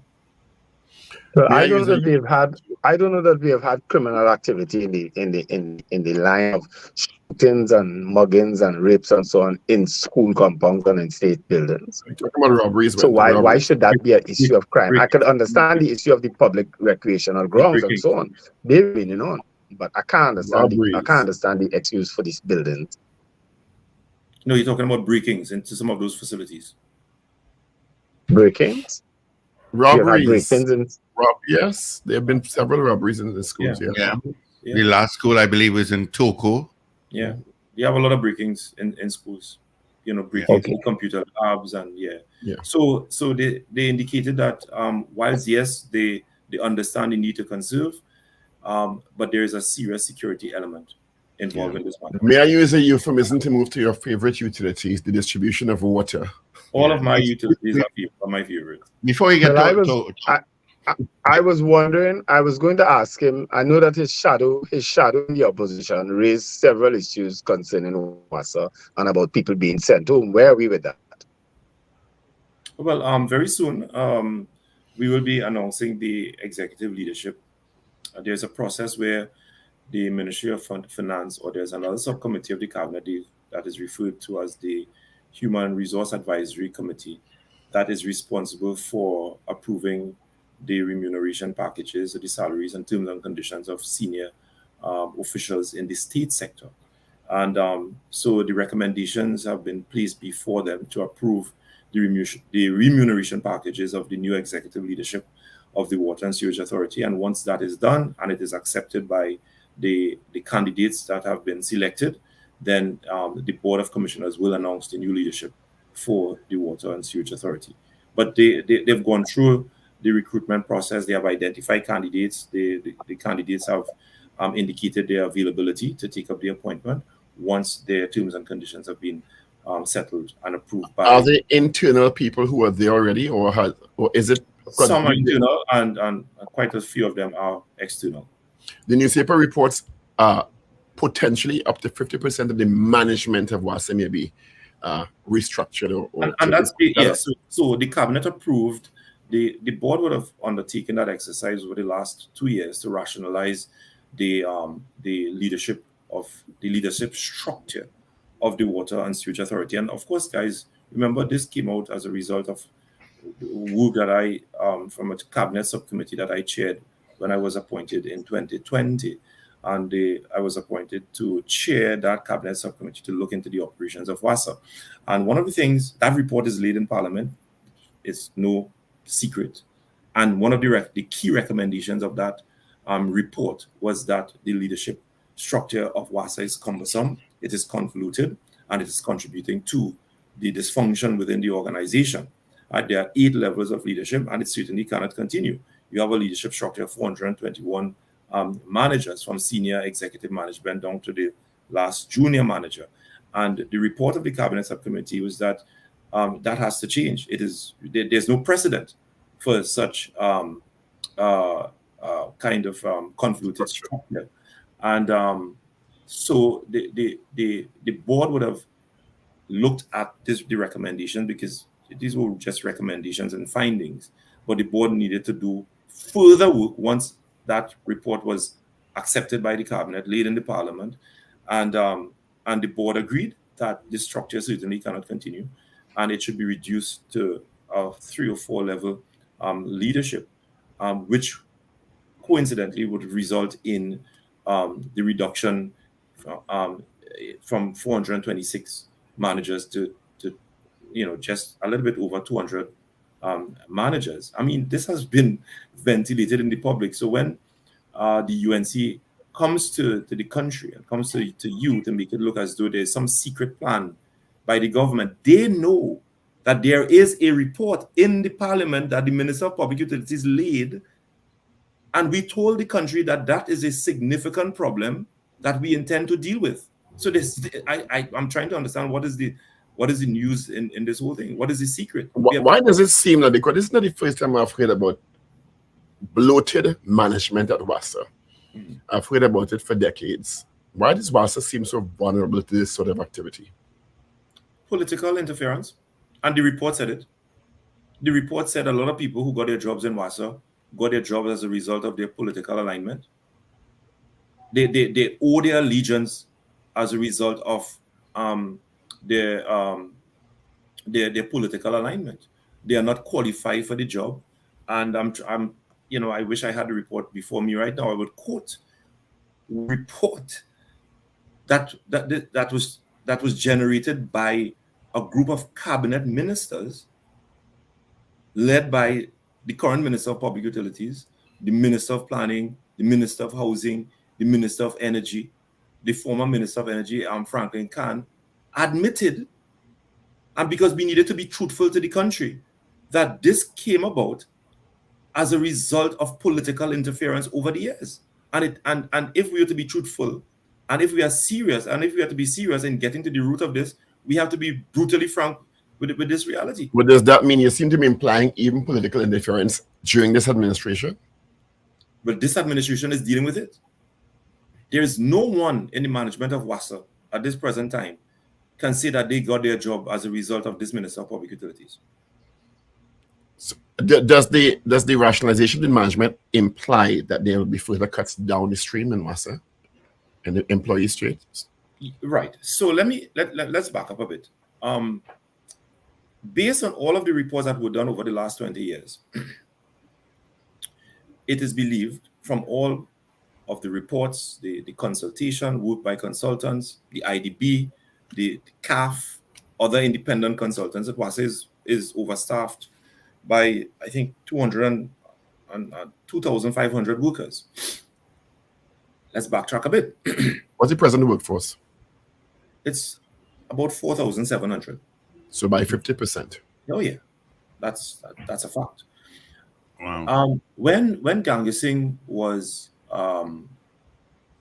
CEO of WASA, and he was moved from CEO to line minister for WASA, when the then UNC government created a Ministry of Water and the Environment. I think that was the ministry. They went to the IDB to get a loan for, I think it's $1.5 billion. And they indicated to the IDB that they will seriously restructure the Water and Sewage Authority. And one of the loan conditionalities was that you restructure the organization and you re-engineer the organization and you bring its workforce in alignment with a modern water utility company. The IDB provided the UNC government with a loan, apart from the $1.5 billion to undertake capital projects. The first phase, a loan to fund the first phase of the restructuring of WASA. And that loan was a little bit over $400 million. And they took that money and they engaged a visa program to separate 1,000 workers from the organization. But the plan that was provided to the IDB was that we are going to separate 2,300 workers by the year 2015. The $400 million plus that we're getting now from you in 2012 or 2013 is to engage in a visa program to separate the first 1,000 workers. And by 2015, we are going to separate the remainder 1,000 or so, bringing the total separation to 2,300 or 2,400. So when the UNC talked about now that there's a secret plan by the government to separate 2,000 workers inside of WASA, gentlemen, Barry Padarat and I think Rudy Endarsing, they damn well know what they are talking about. The government's plan with respect to WASA is laid in the Parliament of Trinidad and Tobago. The UNC secretly wrote the IDB with their own consultation or consultant report, got money to engage and to fund a visa program in the first phase, 1,000 workers, took $400 million, engaged in a visa program, burnt up the entire $400 million, and as 1,000 staff left the organization, they entered via another door. And by the time they left office, the staff and the employee component in WASA increased to over 5,000 employees. That is their legacy and that is their history. So therefore, it offends me deep in my stomach when you listen to these people coming in front of your faces and talking to you as though they don't know what they did in the water sector. In our final moments, do you, in the past when WASA has attempted to restructure management and or general staff, there had been pushbacks, the public started to experience water disruptions. Is that a consideration or a concern for you as minister? It is. There is a security element in this. There will be sabotage. I will not bury my head in the sand and believe that there will be no sabotage. There will be sabotage. As a matter of fact, every time I talk about restructuring, you get very strange occurrences taking place. It wouldn't prevent me from talking. But the government is very intent on dealing with the issue of the issues in the water sector. And a key component of it is the restructuring of the organization. The government has undertaken a massive investment program or capital investment program to the tune of $1 billion to improve water supplies across the country, as you guys are seeing under IDB funded program, under investments in the development program in Trinidad and Tobago. We are seeing so many wells being commissioned, booster stations being constructed, plants being refurbished, all of these things. But these things are not sustainable if we do not address and settle the management issue within the organization. Minister, TT Post is underneath your portfolio also too, not so? Yes. So you want to from us? You're talking about why are somebody things in TT Post that we hearing in these other places? Why? Whatever happened to the postal code issue? The postal code issue is being implemented. TT Post is well managed. Let me say it like that. Despite the challenges, we have some outstanding issues at the CPO's office with negotiations, and this is the burning issue that I am faced with right now. And I'm working the Ministry of Public Utilities as well as the Chief Personnel Office is working on settling these outstanding issues. I think over the next week or next 2 weeks, I should be meeting with the union representing the workers of TT Post has asked for a meeting with me to discuss some of these issues. They are serious issues affecting the workers, and I intend to listen to their concerns and to use my office to work with the Ministry of Finance and the CPO's office to have those matters resolved, because they are working in very difficult circumstances. Their terms and conditions are really outdated, but you know that there's a process for these matters to be ventilated, and I don't intend to cross my my boundaries and to exceed the overreach rather in matters that are outside of the domain of the Ministry of Public Utilities.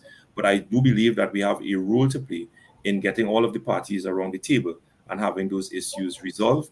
But by and large, I can tell you our postmen and postwomen, or posties as we call them, they are doing human service all over Trinidad and Tobago, venturing into very difficult circumstances, and they have really done quite a lot of work over the last 5 years, and that's the reason why you don't hear much issues coming out of TT Post. It is because the organization is being managed despite some of these challenges, and we are working on ensuring that we update there and we bring into alignment some of the concerns that they have raised, and have them addressed as best as we can.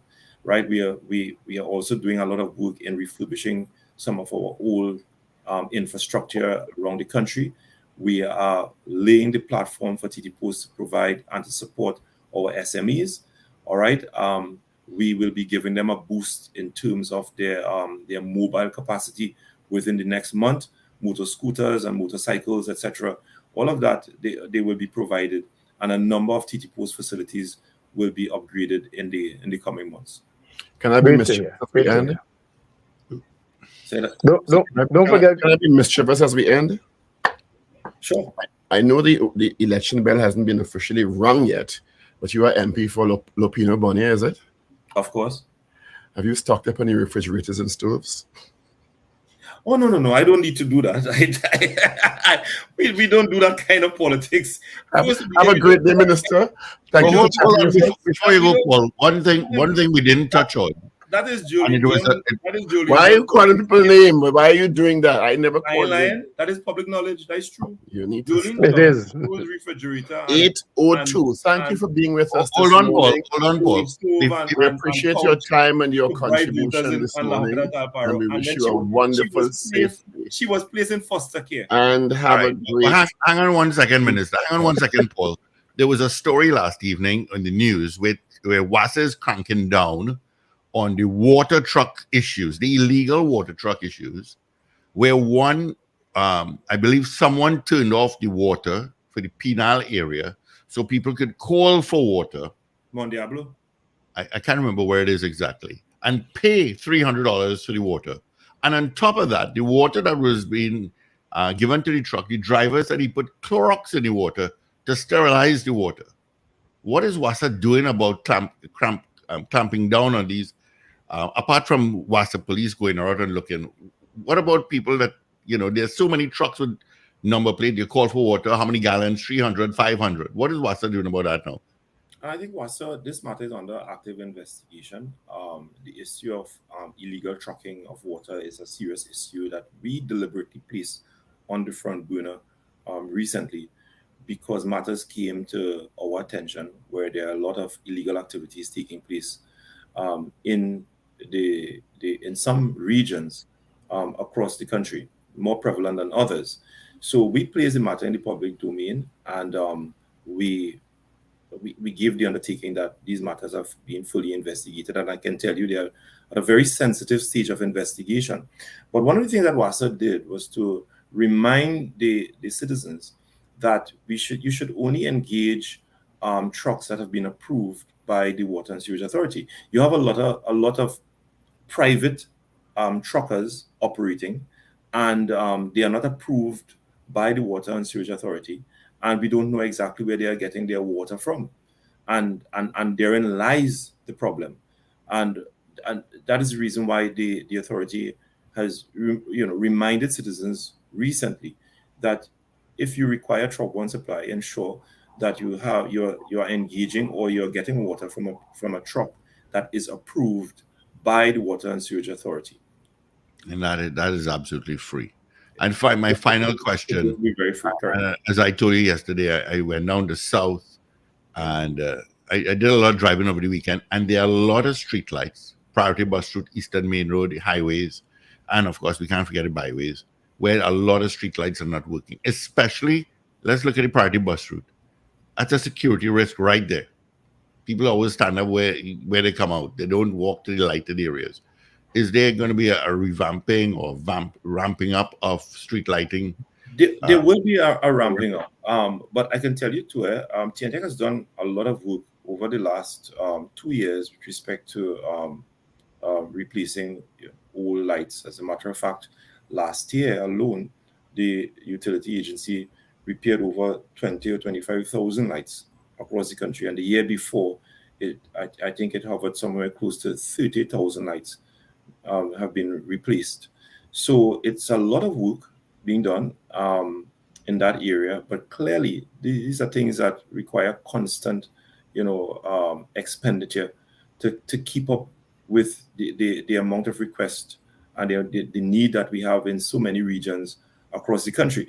And that's the reason why people have to understand that when you talk about a rate review, coming back to the issue of rate review again, it will help if the utility agency recovers a rate that allows it to continue to spend that large sums of money on refurbishing old lights, replacing them, installing new lights. They're all connected. They're all connected because you don't get the support from the regional corporation because they also have their own challenges. You don't get the kind of funding that you from Ministry of Finance, because Ministry of Finance will give TNTech money for its capital projects. But these are operational issues that the utility company has to grapple with on a daily basis, and the rates that it collects is simply not enough to meet with the growing demands from the population.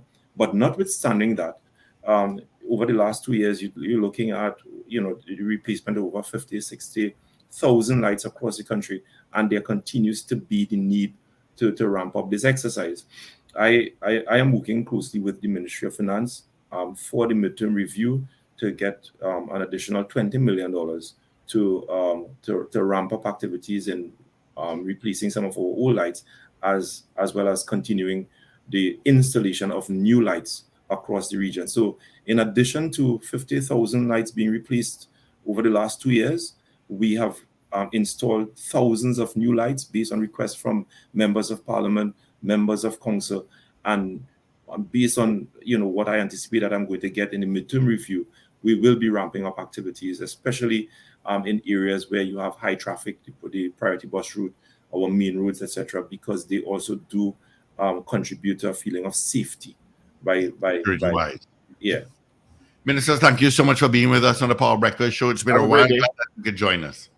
Thank you. So just remind Paul that Lupino Borneo West is in safe hands, and we don't require to be distributed. We don't have to distribute, stove and fridge. You have a great day, right? You enjoy your day and be safe. It's in the safe and loving hands of the PNU. You have a great day. They don't require foster care. No, goodbye. Have a good day. Enjoy. Minister, don't forget we have an after Easter date. Okay. Yeah. Of course, I ain't forget that too. Empowerment. Don't forget. Bye, everybody. Bye. You, Minister Gonzalez. All right. Folks, have a wonderful day. Remember to let go and let God. All right, folks, let's get into 8 o'clock news brief. It's a bit late, but better late than never. This is your news bulletin from Power 102 Digital.